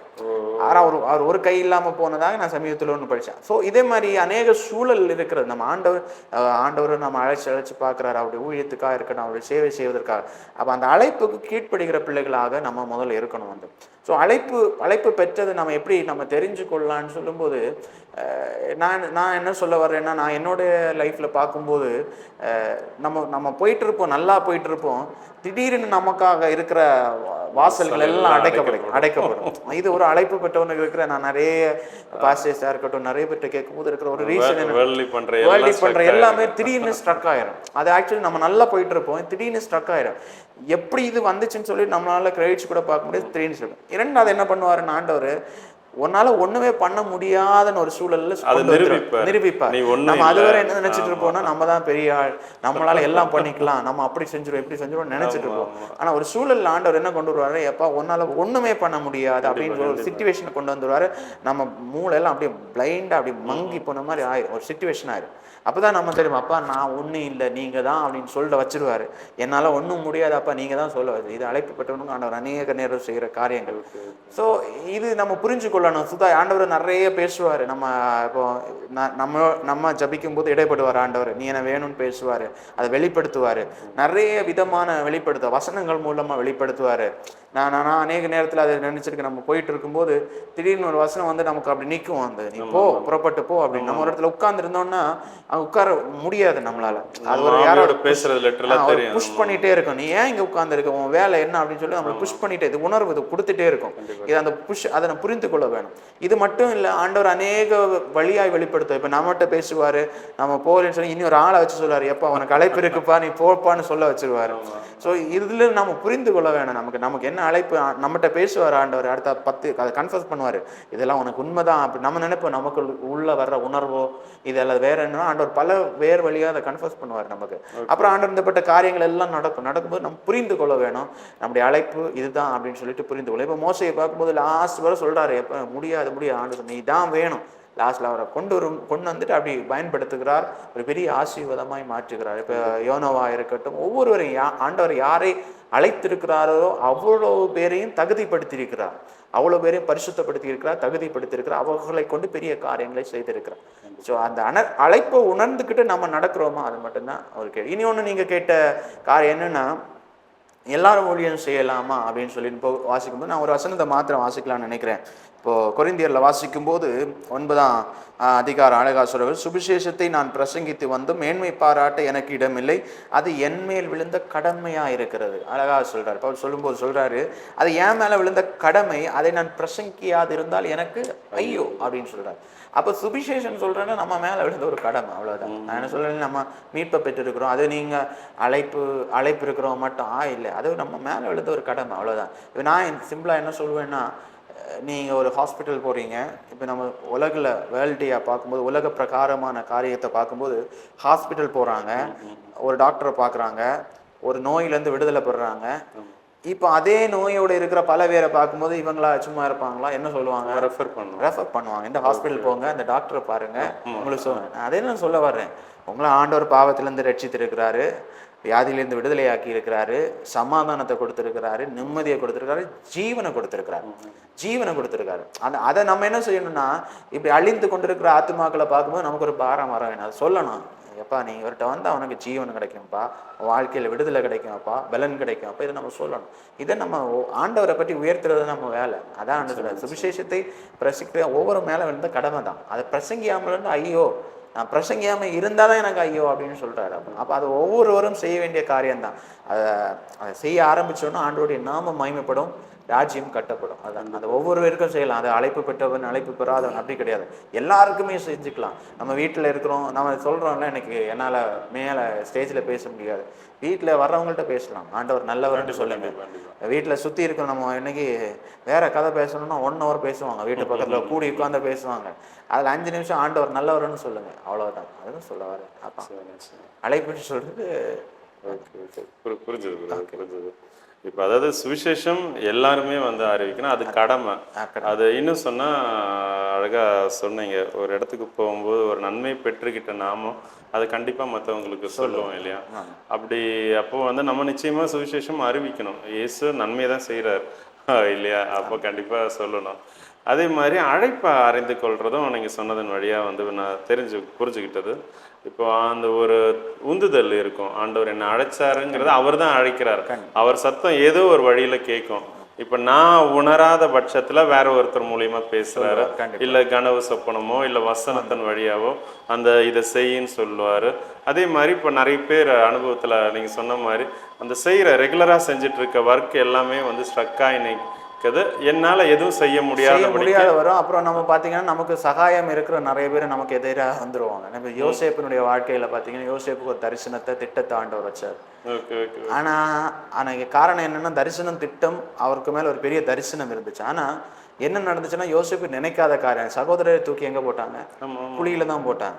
உடனே இதெல்லாம் கொல்ற பாக்குறாங்க. ஸோ இதுதான் நடக்கும். அந்த ஒரு அழைப்பை பெற்றவங்க சில காரியங்கள் அன்எக்ஸ்பெக்டடா சில காரியங்கள் நடந்துட்டே இருக்கும்.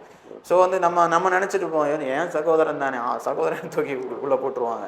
ஏன்னா அதை அடுத்த அப்புறம் தேவையில்லாமல் குற்றச்சாட்டு வரும், வீண் பள்ளிகள் வந்துச்சு. ஆனாலும் அந்த அழைப்பு தரிசனம் வந்து ஒன்றும் விழாது. அது ஆண்டவர் கண்டிப்பாக அந்த நிலையில யோசிப்பை கொண்டு உயர்த்த தான் செஞ்சாரு. அதனால அது அந்த அழைப்பு பெற்றவர்களுக்கு சில காரியங்களை ஆண்டவரே கற்றுக் கொடுப்பார், அவ்வளோதான் நான் சொல்ல வரேன். ஆண்டவர் கற்று தருவார், அவ்வளோதான். அப்போ நம்ம அதான் எதுக்காக நான் சொல்றேன்னா, இது எதற்காக தான் ஆண்டவர் செய்யறாருன்னா, நீ என்னையே சார்ந்து இருக்கணும், அவ்வளவுதான். அழைப்பு இருக்கு, நீ நான் தான் உனக்கு எல்லாம், உன்னால ஒண்ணுமே என்னாலாண்டி உன்னால ஒண்ணும் செய்ய முடியாது, அந்த புரிதலை நமக்கு கொண்டு வர்றாரு, அவ்வளவுதான் நான் சொல்ல வரேன். புரியுது. இப்போ அவர் அழகா கேட்கிறார் நிருபத்துல, எல்லாரும் கண்ணா எல்லாரும் காதா, அப்ப நம்ம என்ன அவையான்னு புரிஞ்சுக்கிட்டு அதுக்கேற்ற மாதிரி தேவனுடைய பணியை. இதுல ஒரு சின்ன ஒரு விஷயம் இருக்கு, என்னன்னா ஒரு அழைப்பு இப்போ நிறைய இப்போ ஊழியரை விட்டுரும் விசுவாசிகள் மத்தியில நான் பார்த்துருக்கேன். ஒரு சகோதரியா அவங்க உட்காந்து அவங்களுக்கு எனக்கு ஜப ஊழியம் தான் அழைப்பு, நான் உட்காந்து எல்லாத்துக்கும் வேண்டிய தேசத்துக்கு அது இது ஜெபிக்கணும் சொன்னா, எனக்கு ஆண்டவர் அப்படி உணர்த்தலை. நீங்கள் ஒவ்வொருத்தங்கள்ட்ட நீங்கள் போகணும், நீங்கள் ஒரு சுவிசேஷி வீடு வீடாக போய் நீங்கள் சகோதரிகள்கிட்ட மத்தியில் நீங்கள் பேசணும், நீங்கள் ஒவ்வொரு வீட்லேயும் உங்களுடைய கால் படணும். இதுதான் ஆண்டவர் எனக்கு காமிச்சார். கேட்டதுக்கப்புறம் ஒத்துக்கிறாங்க, ஆமாம் அந்த மாதிரி ஊழியம் பண்ணும்போதெல்லாம் நல்லா இருந்தது, கரெக்டு தான், இப்போ வந்து இப்படி தான் சொல்லி அவங்கள திரும்ப இல்லை அந்த பாதையை சரி செய்கிறதுக்கு என்ன இது அனுப்பியிருக்காரு. அவங்கள்ட்ட பேசும்போது அவங்களால ஏற்றுக்க முடியல. வேறையும் ஒரு சிலர்கிட்ட வந்து இருக்கேன், எனக்கு ஜெபம் ஊழியம் தான் கொடுத்துருக்காங்க, இல்லை சகோதரியே நீங்கள் வந்து இப்படி பண்ணணும். இப்போ எனக்கு ஒவ்வொருத்தருக்கும் ஏதோ ஒரு சின்ன விஷயம் உணர்த்ததெல்லாம் எனக்கு ஆண்டவர் காட்டுறத நான் சொல்லும்போது இப்படி இருக்கு, அது கரெக்டான புரிதல் அவங்களுக்கு வர மாட்டேங்குது. அதுக்கு அதான் ஒரு ஊழியம் கொடுத்துருக்கும்போது இப்போ உதவி செய்கிற ஊழியம், இப்போ நீங்களே இருக்கீங்க, உங்களுக்கு ஆண்டவர் வந்து ஹெல்ப் பண்ணுறதுக்கு வருமானம்லாம் வேலைக்கு போயிட்டுருப்பீங்க வச்சுருப்பாங்க, ஆனால் நீங்கள் வந்து ஹெல்ப் பண்ண மாட்டீங்க, நீங்கள் எல்லா ஊழியத்துலேயும் உங்களை பங்கெடுத்துக்க வைங்க. ஓகே, அந்த காணிக்க மணியோ மெட்டீரியலோ வந்து இது பண்ண மாட்டீங்க, ஓகேவா? அது நமக்கு தெரியும். ஆனால் வந்து இதை சொல்ல முடிஞ்சால் நான் காணிக்க கேட்குறாவனா என்னை இது பண்ணிவிடுவாங்கன்னு சொல்லிட்டு நான் இந்த மாதிரி உள்ளது சொல்ல மாட்டேன். மற்ற மாதிரி ஊழியத்தில் உள்ள காரியங்கள் உணர்த்தப்படுறது, இல்லை சகோதரி இது தப்பு, நீங்கள் இதை செய்யக்கூடாது, நீங்கள் இப்படி செய்யணும்னு வந்து சொல்ல முயற்சி பண்ணுவேன். இது நீங்கள் எப்படி பார்க்குறீங்க? இது எப்படி சரி செஞ்சுக்கிறது சொன்னாலுமே இப்போ புரிஞ்சுக்க. இது என்னென்னா, நம்ம இப்போ என்ன பார்த்தீங்கன்னா அழைப்பில் நிலைச்சு நிற்கணும். நான் தான் சொல்லுறேன், ஆண்டவர் உங்களை எதற்காக, ஆண்டவர் ஒவ்வொருவருக்கும் ஒரு அளவு, சிலர் போதகரை அழைக்கிறார், சுவிசேஷரை அழைக்கிறார், இல்லை பல தீர்க்கதரிசி அழைக்கிறார், அப்போ சிலர் ஒவ்வொரு அழைப்பில் வித்தியாசங்கள் இருக்கு. அப்போ நம்ம முதல்ல இந்த அழைப்பில் அதை நம்ம கன்ஃபார்ம் பண்ணிக்கணும், நம்ம எதற்காக தேவன் அழைச்சிருக்கிறார், நம்மை கொண்டு என்ன செய்ய போறாரு ஆண்டவர்கிட்ட, அதை நம்ம தெளிவுபடுத்தணும். நம்ம செய்ய வேண்டிய காரியம் என்னன்னு தெளிவுபடுத்தணும். இன்னைக்கு நிறைய பேர் என்னன்னா ஊழியத்துக்கு வந்துடுறாங்க, அது அழைப்பிற்கு ஆண்டவர் சொல்லிட்டேன்னு வந்துடுறாங்க, அவங்களுக்கு அந்த விஷன் வந்து கிளியர் கிடையாது. அதான் சொல்ல வருது. அவங்களை கொண்டு தேவன் என்ன செய்ய சித்தமா இருக்கிறாரோ. இவங்க வந்துட்டு என்ன பண்றாங்கன்னு என்கிட்ட சமீபத்துல ஒரு பாஸ் சொல்லும்போது, பேசிட்டு இருக்கும்போது சொன்னாரு, நான் ஆராதனை நடத்துறேன், திடீர்னு அந்த பாஸ்டுக்கு ஸ்டைலை ஃபாலோ பண்ணலான்னு நினைச்சேன், அது நல்லா இல்லை. இந்த பாஸ்டருக்கு ஸ்டைலை ஃபாலோ பண்ணலாம்னு நினைச்சேன், நல்லா இல்லை. இப்போ இவருக்கு ஸ்டைலை ஃபாலோ பண்ண, நான் அதான் சொல்ல வரேன் இல்லைன்னு, உங்களே அவருக்கு ஸ்டைலை ஃபாலோ பண்ண தேவன் அழைக்கல. உங்களுக்குன்னு தனியா ஒரு ஸ்டைல் வச்சிருக்காரு, அதுல நீங்க போங்க, உங்க அழைப்புல அதில் நிலைச்சிருங்கன்னு சொல்றாங்க. அவரை போல நம்ம பண்ணலாம். இப்போ மனுஷங்களுக்கு நிறைய இருக்கா, அவரை போல சிலவங்க சொல்லுவாங்க, இந்த பாஸ்ட் அப்படி சொல்லுவாங்க, நீங்க இப்படி பண்ண, அப்படியெல்லாம் கிடையாது. உங்களை தேவன் எதற்காக அழைச்சிருக்காங்க, நீங்க அதுல நிலைச்சிருக்கும் போது அதற்கு ஒரு நாளைக்கு அதை ஆண்டவர் வெளியே கொண்டு வராரு, அவ்வளவுதான். நம்ம என்ன பண்ணுவோம், இன்னைக்கு இப்படி செஞ்சு பார்ப்போம் சரியில்லை, இன்னைக்கு இப்படி செஞ்சு பார்ப்போம் ஊழியம் சரியில்லை, அப்படி இல்லை. ஆண்டவர் உங்களை என்ன செஞ்சிருக்காரு, எதற்காக அழைச்சார். சுவிசேஷம் சொல்லணும், சுவிசேஷம் சொல்லுங்க. சபை ஊழியமா சபை ஊழியத்தை செய்யுங்க, அதுல நிலையா நினைச்சிருக்கோம். அப்பப்போ ஊழிய விஷனை மாத்திட்டே இருக்காங்க. சிலர் அப்படிதான் ஆரம்பிக்கும் போது கரெக்டா விஷனோட ஆரம்பிக்காங்க, அப்புறம் கொஞ்ச நாள் பண்ணி பார்ப்பாங்க, அப்புறம் இது சரியில்லை, நம்ம அப்படியே யோசனை, ஒரு 10 பேர் 10 யோசனை கொடுப்பாங்க. எங்கிட்டே நிறைய பேர் வந்து யோசனை சொல்லுவாங்க. பிரதர், நான் ஆரம்ப காலத்துல இருக்கும்போது என்கிட்ட நிறைய பேர் சொல்லுவாங்க, நீங்க இதை வந்து செஞ்சுக்கோங்க, அதை செஞ்சுக்கோங்க. நான் அப்ப சொல்லி, எனக்கு ஆண்டவர் அப்படி சொல்லலை, ஆண்டவர் சொன்னதை நான் செய்யறேன்.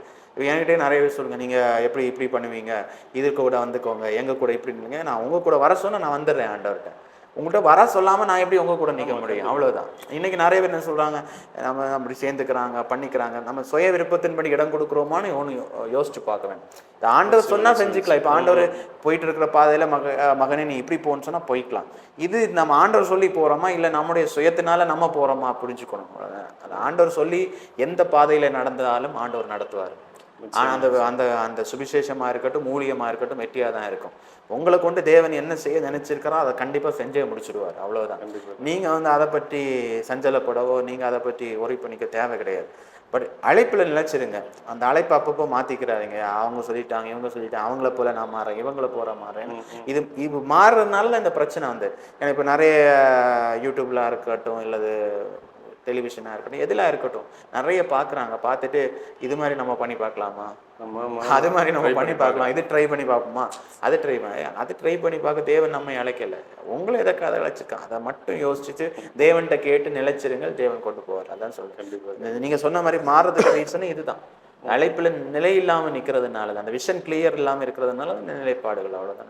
எனக்கு ஏதோ அந்த இதுக்கு முன்னாடி கேட்ட கேள்வி ஆயத்தம் சொன்னீங்க இல்லையா, அதோட சிங்க் ஆகி வர மாதிரி இருக்கு. அவர் வர தாமதம் ஆகும்போது இப்போ ஊழியத்துக்கு ஃபயரா வந்துடுறாங்க, இவங்க எதிர்பார்த்த விளைச்சலோ இல்லை ஏதோ அந்த இடத்துல பிளாக்கா இருக்கும்போது ஒருவேளை இப்படி பண்ணி பார்க்கலாமான்னு மாம்ச முயற்சியெல்லாம் வருதுன்னு நினைக்கிறேன். அதனால நிறைய பேர் அதை ஆரம்பிக்கும் போது நல்ல இதாக தான் ஆரம்பிக்கிறாங்க. அதை எண்டு போக போக போக தான் அவங்க நிறைய நீங்க சொன்ன மாதிரி இருக்கலாம், அது என்னன்னு நமக்கு தெரியல, வந்து அது விதங்களாக போய்கொண்டிருக்கு. அதை சொன்ன எப்போதும் ஆண்டோட்ட கனெக்டா இருந்துட்டு அவர் சொல்வதை மாத்திரம் நாம செஞ்சு கொண்டு இருக்கும்போது நிச்சயமா அது நல்லா தான் இருக்கும்னு சொல்லுவோம். சரி, அடுத்த கேள்விக்கு நேரம் போகலாம் பிரதர். இப்போ திருவிருந்தனா என்ன, ஓகேவா? சில போன ஃபர்ஸ்ட் பார்ட்ல நம்ம ஞானஸ்தானம் பத்தி கேட்டிருந்தோம் இல்லையா. இது ஆண்டவர் கொடுத்த ஒரு சில விஷயத்த வந்து இப்போ திருவிருந்து, ஞானஸ்தானம், இந்த மாதிரி காரியத்தை கொடுத்துருக்காரா? இதை வந்து ஜனங்க மாம்சத்துல நிறைய குளறுபடி பண்ணி வச்சதா வந்து நான் பார்க்குறேன். ஓகே, நீங்க அதை எப்படி பார்க்குறீங்க? திருவிருந்துனா ஆக்சுவலாக என்ன? ஓகே, அவர் சொல்லிட்டாரு, ஏன் மாம்சத்தையும் ரத்தத்தையும் புசிக்கலன்னா அவ்வளோதான், தேவரனுடைய ராஜ்யத்தில் நம்ம போக முடியாது. கிறிஸ்துவன் இடத்துல பங்கு இல்லை, கிறிஸ்துவன் இடத்துலயே பங்கு இல்லாமல் நம்ம பிதாவின் இடத்துல போகவே முடியாது. ஓகே, அப்போ கண்டிப்பாக எடுக்கணும். அப்போது அந்த திருவிருந்துனா என்னன்னு கொஞ்சம் டீட்டெயிலாக, அதை யாரெல்லாம் எடுக்கணும், எப்படி எடுக்கணும், ஓகேவா? சபைகள் தங்களை எப்படி திருத்திக்கலாங்கிறதையும் வந்து சொன்னால் நல்லா இருக்கும். ஒவ்வொரு பாஸ்டர் கொஞ்சம் அழகாக சொன்னாங்க, அதை நைட் எடுக்கிறது அப்படி நிறைய ஒவ்வொரு இடத்துல ஒவ்வொரு மாதிரி இருக்கா, அது கொஞ்சம் டீட்டெயிலாக சொன்னாங்க. அது எனக்குமே யூஸ்ஃபுல்லாக இருந்தது, ஒரு சில விஷயம் தெரிஞ்சுக்கிறது. நீங்கள் நிறைய பல்வேறு தரப்பு சபைகளில் போகிறீங்க இல்லையா, உங்களுக்கு தெரிஞ்சு அந்த ஞானஸ்தானம்னா அதுதான் என்ன, அதை யார் எடுக்கணும், எப்படி எடுக்கணும், எப்போல்லாம் எடுக்கணுங்கிறது கொஞ்சம் சொல்லுங்கள். அப்புறம் என்ன ஏதாச்சும் மாற்றிக்க வேண்டியது இருக்கா சபைக்கு ஆலோசனையாக, திருவிருந்து குறித்து ஏதாச்சும் இருந்தாலும் நீங்கள் சொல்லுங்கள் பிரதர். ஆண்டவராக நீங்கள் அடுத்து கேட்டது திருவிருந்து பற்றி அழகாக கேட்டீங்க. ஆக்சுவலி ஆண்டவராக இயேசு கிறிஸ்து அந்த சிலுவை பாடுக்கு முன்னதாக தங்கள் சீஷர்களோட சேர்ந்து வந்து இதை ஆசிரிக்கிறார். வந்து அப்படி அவர் என்ன சொல்கிறாருன்னா, இப்படி நான் அடிக்கப்பட போகிறேன், இரத்தத்தை சிந்த போகிறேன், என்னை நினைவு கூறும்படி இதை செய்யுங்க. ஒரு நினைவு கூறுதல். ஆக்சுவலி அவர் எனக்காக இரத்தத்தை சிந்தி இருக்கிறார், எனக்காக அவருடைய சரீரம் இப்படி பிற்கப்பட்டிருக்கிறது, உடைக்கப்பட்டிருக்கிறது, அது ஒரு நினைவு கூறுதல் தான் இந்த திருவிருந்து. அப்போ நம்ம இதை என்னென்ன அந்த திருவிருந்து நம்ம எடுக்கும்போது என்னென்னா, ஒன்று வந்து நம்ம என்ன சொன்னால், எனக்காக என்னுடைய பாவத்தை போக்க அந்த பரிசுத்தர், பாவம் அறியாதவர் இரத்தத்தை சிந்தி இருக்கிறார். என் பாவத்தை போக்க ஒருவர் எனக்காக பாடுகளை ஏற்றிருக்கிறார், ஜீவனை கொடுத்திருக்கார். அந்த உணர்வு, இந்த உணர்வு எதுக்கு வரணும்னா, சும்மா நினைச்சிட்டு இருக்கிறது இல்லை, நான் பாவத்தில் இனி விழக்கூடாது, என்னை பரிசுத்தமாய் காத்துக்கொள்ளும். இதுதான் ஆக்சுவலி அதுக்காக தான் சொல் என்ன நினைவு கூறும்படி, இதை நினைவு கூறுங்க. எதுக்கு என்னன்னா, என்னை நினைவு கூறும்படி இதை செய்யுங்க. என்னன்னா, அவர் நமக்காக ஒருவர் அடிக்கப்பட்டிருக்கிறார். அந்த நினைவு நம்ம ஒவ்வொரு கிறிஸ்தவனுக்கும் பரிசுத்தவானுக்கும் இருக்க வேணும். நமக்காக ஒரு அழைக்க, நம்ம பாவத்தில், அதான் ஒரு பாவம் வரும்போது நமக்கு உணர்வு வரணும், என் பாவத்துக்காக ஒருத்தர் என்ன பண்ணிருக்கா, அடிக்கப்பட்டிருக்கு, நான் நல்லா இருக்கணும், பரிசுத்தமாய் வாழ வேண்டும் என்பதற்காக தான் அவர் ஜீவனை கொடுத்தார். அந்த உணர்வு வரணும். இந்த திருவிருந்து பாத்திரத்தை எடுக்கும்போது, இந்த ரத்தம் ஆண்டவரே எனக்காக நீங்கள் சிந்திருக்க அந்த உணர்வு வரணும். அந்த அப்பத்தை சாப்பிடும்போது உங்கள் சரீரத்தை எல்லாம் ஏன்னா உழுதது போல ஆயிடுச்சுன்னா, அந்த அழகுள்ளவர் அந்த கேடு அடைந்தார் அப்படின்னு சொல்லிட்டு இருக்கு. அப்போ எனக்காகத்தான் இதை செஞ்சுட்டு அந்த உணர்வு நமக்கு வர வேணும். அதுதான். ஆனால் இன்னைக்கு இருக்கிற திருவிருந்து எப்படி இருக்கிறதுன்னு சொல்றது ஒரு பெரிய கேள்வியாக தான் இருக்குது. மந்த்லியாக இருக்கட்டும், இல்லை வாரமாக இருக்கட்டும், எப்படி எடுக்கிறாங்கன்னு, எப்படியா இருந்தாலும் அந்த உணர்வோடு தான் எடுக்கிறோமா, இல்லை கடமைக்காக எடுக்கிறோமா என்கிற ஒரு கேள்வி தான் நான் இன்னைக்கு சபையில் வைக்கணும்னு நான் நினைக்கிறேன். அந்த சபை எப்படி போயிடும், அந்த உணர்வில் தான் நம்ம எல்லாமே பேசுகிறோம். ஆனால் இன்னைக்கு நிறைய சர்ச் பார்த்தீங்கன்னா, திருவிருந்து எடுத்தால் தான் ஒரு மெம்பர்ஷிப் மெயின்டைன் ஆகும் என்பதற்காக திருவிருந்து எடுக்கிறவங்க இருக்காங்க. ஏதோ அந்த அட்டண்டன்ஸ் போடணும் என்பதற்காக திருவிருந்து எடுக்கிறாங்க. ஸோ அது தேவையில்லாதது ஒன்று. நம்ம என்னென்னா, நம்மை பரிசுத்தமாய் காத்துக்கொள்ள வேணும், நம்மை புதுப்பிக்க வேணும், அப்பாவோட இசைந்திருக்க வேணும், அவர் பரிசுத்தமாய் வாழ ஒரு தீர்மானத்தோடு நம்ம அப்பா எனக்காக ரத்தம் சிந்தி இருக்கிறார், ஜீவனை கொடுத்து அந்த உணர்வு நமக்கு இருக்க வேணும். அதுக்காக திருவிருந்து நான் அதை எப்போவுமே சொல்லுவேன். திருவிருந்து இன்னைக்கு சபைகளில் என்ன பண்ணாலும் கூப்பிட்டு, ஃப்ரெண்டில் கூப்பிட்டு, அழகான பஞ்சு மெத்தையை போட்டு, அதில் அழகான கப்ஸ் எல்லாம் வச்சு அழகாக கொடுத்து, காலில் இருக்கிற ட்ரெஸ்ஸில் கொஞ்சம் கூட அழுக்குப்படாமல் கொடுக்குறாங்க. அதனால தான் என்னை மக்களுக்கு உணர்வு இல்லைன்னு நான் சொல்கிறேன். நான் என்னை பொறுத்து நான் சொல்லுவது எப்போதுமே என்ன சொல்லுவேன்னா, நான் சபைகளில் சொல்கிறது அப்படிதான். எந்த சர்ச் போனால் நான் சொல்கிற காரியம் என்னன்னா, நீ திருவிருந்து கொடுக்கணும்னா கொஞ்சம் முள்களை வாரி போடுங்க. அந்த முழங்கால் படி போடுற இடத்துல கொஞ்சமாவது இந்த சின்ன சின்ன முள்கள் மாதிரி ஏதாவது ஆணிகள் எல்லாம் போடுங்க. இதுக்கு மேலே நம்ம முழங்கால் படி குத்தும் போது நமக்கு வலி தெரியும். என்னென்னா, எனக்காக என் இயேசு எவ்வளோ வலிகளை ஏற்றிருக்கிறார் அப்படின்னு சொல்லி இந்த உணர்வு வரணும். இன்னைக்கு நம்ம அந்த பஞ்சு, ஏன்னா முன்னாடியெல்லாம் முழங்கால் படி விட்டு வாங்குவாங்க, இப்போ அதுவும் முட்டி வரிக்கணும், அதுக்கு மேலே ஒரு பஞ்சு மெத்தை போட தொடங்கிட்டாங்க. ஸோ இப்போ மனுஷன் சொகுசா ஒரு கடமைக்காக வாங்கி அப்படி ஸ்டைலாக குடிச்சிட்டு வரும். அது அல்ல திருவன்னு சொல்ல, அவர் ஒரு நினைவு கூறுதல். அந்த நினைவு உணர்வு வரும்போது நம்மை பரிசுத்தமாய் நம்ம காத்துக்கொள்வோம், ஆயத்தமாக இருப்போம். அவர் எனக்காக போயிருக்கிறார், இன்னும் வருவார் என்ற உணர்வு நமக்கு உருவாகி கொண்டு. இது நினைவு கூறுதல். இதுதான் நாம் பார்க்குற பார்வை. திருவிருந்து இதுக்காக தான் நம்ம செய்யணும் அப்படின்னு சொல்லிட்டு பார்வை வந்து. Okay okay okay brother, okay okay. அதான் அவருடைய பாடுகளை, அவருடைய மரணத்தை நினைவு கூறும்படியா. ஓகே. அது எதற்காக அவர் இப்படி பட்டாருன்னு நினைவு நமக்கு எப்பவும் இருந்துட்டு இருக்கணும். எனக்காகத்தான், என்ன நான் செய்த பாவங்களுக்காக பட்டார், நான் பாவம் இல்லாமல் வாழ வேண்டும் என்பதற்காக அந்த உணர்வு நமக்கு வேணும். அவ்வளோ சொல்லுவேன். பரிசுத்தமா வாழணும், காத்துக்கொள்ளணும். எனக்காக தேவன் மாம்ச சாயில வந்து மரணமாகிறாருங்கிறத ஓகே நினைச்சு நம்ம எடுக்கணும். வசனம் அதான் சொல்லுது. என்னன்னா, அவர் தேவனுடைய ரூபமாய் காணப்பட்டும் தேவனுக்கு சமமாய் இருப்பதை கொள்ளையாடின பொருளாய் எண்ணாமல் தன்னைத்தான் வெறுத்து அடிமையின் ரூபம் எடுத்து மனுஷ சாயலானார். வந்து இங்க சொகுசார் ராஜா அரண்மனையில மாதிரி உட்கார அவர் வரல. பாடுபடவும் ஜீவனை கொடுக்கவும் தெரிஞ்சுதான் வந்தார். யாராவது தெரிஞ்சு சாகுக்குன்னு ரெடியாகி வருவாங்களா? ஒருத்தரும் வரமாட்டாங்க. அவர் அதெல்லாம் தெரிஞ்சு வந்து நமக்காக எவ்வளவு பட்டிருக்காரு. அவர் சொன்ன என்னை நினைவு கூறும்படி செய்யும். இவ்வளவு பட்டிருக்க அந்த உணர்வு நமக்கு ஒவ்வொரு நாளும் ஒவ்வொரு கிறிஸ்தவனுக்கும் அது வேணும். அந்த அப்பத்தை வாங்கும்போது ஒரு நடுக்கம் வரணும் நமக்கு. அந்த திராட்சை ரசத்தை குடிக்கும்போது ஒரு வலி வரணும் நமக்கு. அப்பா மேலே எனக்காக ஒருத்தர் இப்படி பாடுபட்டு அந்த உணர்வு வரணும். அந்த உணர்வு வரலன்னா நீங்கள் எடுக்கிறது வேஸ்ட்டுன்னு நான் சொல்லுவேன். யாராக இருக்கட்டும், அது எடுக்கிறது வேஸ்ட்டு. எந்த சபை சும்மா அட்டண்டன்ஸுக்காக அல்லது வேற ஒரு பதவிக்காக வேலை பொருளுக்காக சபை மெம்பர் ஐக்கியத்தில் இருக்கிறேன்னு சொல்கிறதுக்காக இதெல்லாம் மெயின்டைன் பண்ணிங்கன்னா அது சுத்த வேஸ்ட்டுன்னு தான் நான் சொல்லுவேன். எனக்கு தேவன் கொடுத்த அந்த இதில் நான் சொல்லுவேன்னா அது வேஸ்ட்டுன்னு நான் சொல்லுவேன். அது தேவையில்லைன்னு சொல்லுவேன். அவ்வளோதான். புரியுது புரியுது புரியுது. நீங்கள் சொல்லுங்க, அந்த வழி உணர்ந்து நம்ம எடுக்கணும். ரொம்ப தேங்க்ஸ் பிரதர். நம்ம இப்போ கடைசி கேள்விக்கு போயிடலாம். இப்போ நம்ம கடைசி கேள்விக்கு வந்திருக்கிறோம். ஒரு சபைனா அது எப்படி இருக்கணும்? இப்போ புதிய ஏற்பாடுல நாம தான் சபை இல்லையா? நான் கேட்குறது, இந்த கேள்வி வந்து கட்டடத்தில் அமைக்கப்பட்டிருக்க ஒரு சர்ச் மினிஸ்ட்ரி, ஓகேவா? இது ஆக்சுவலாக எப்படி லீட் பண்ணணும்? ஒரு சபைனா அது எப்படி இருக்கணும், ஓகேவா? இப்போது மேய்ப்பர் அதை சபையை லீட் பண்ணுறவங்க எப்படி இருக்கணும்? இந்த பக்கம் ஜனங்க எப்படி இருக்கணும்? இப்போ நான் ஒரு ஜனமா விசுவாசியாக இருந்தேன்னா இப்போ நான் எப்படி இருக்கணும்?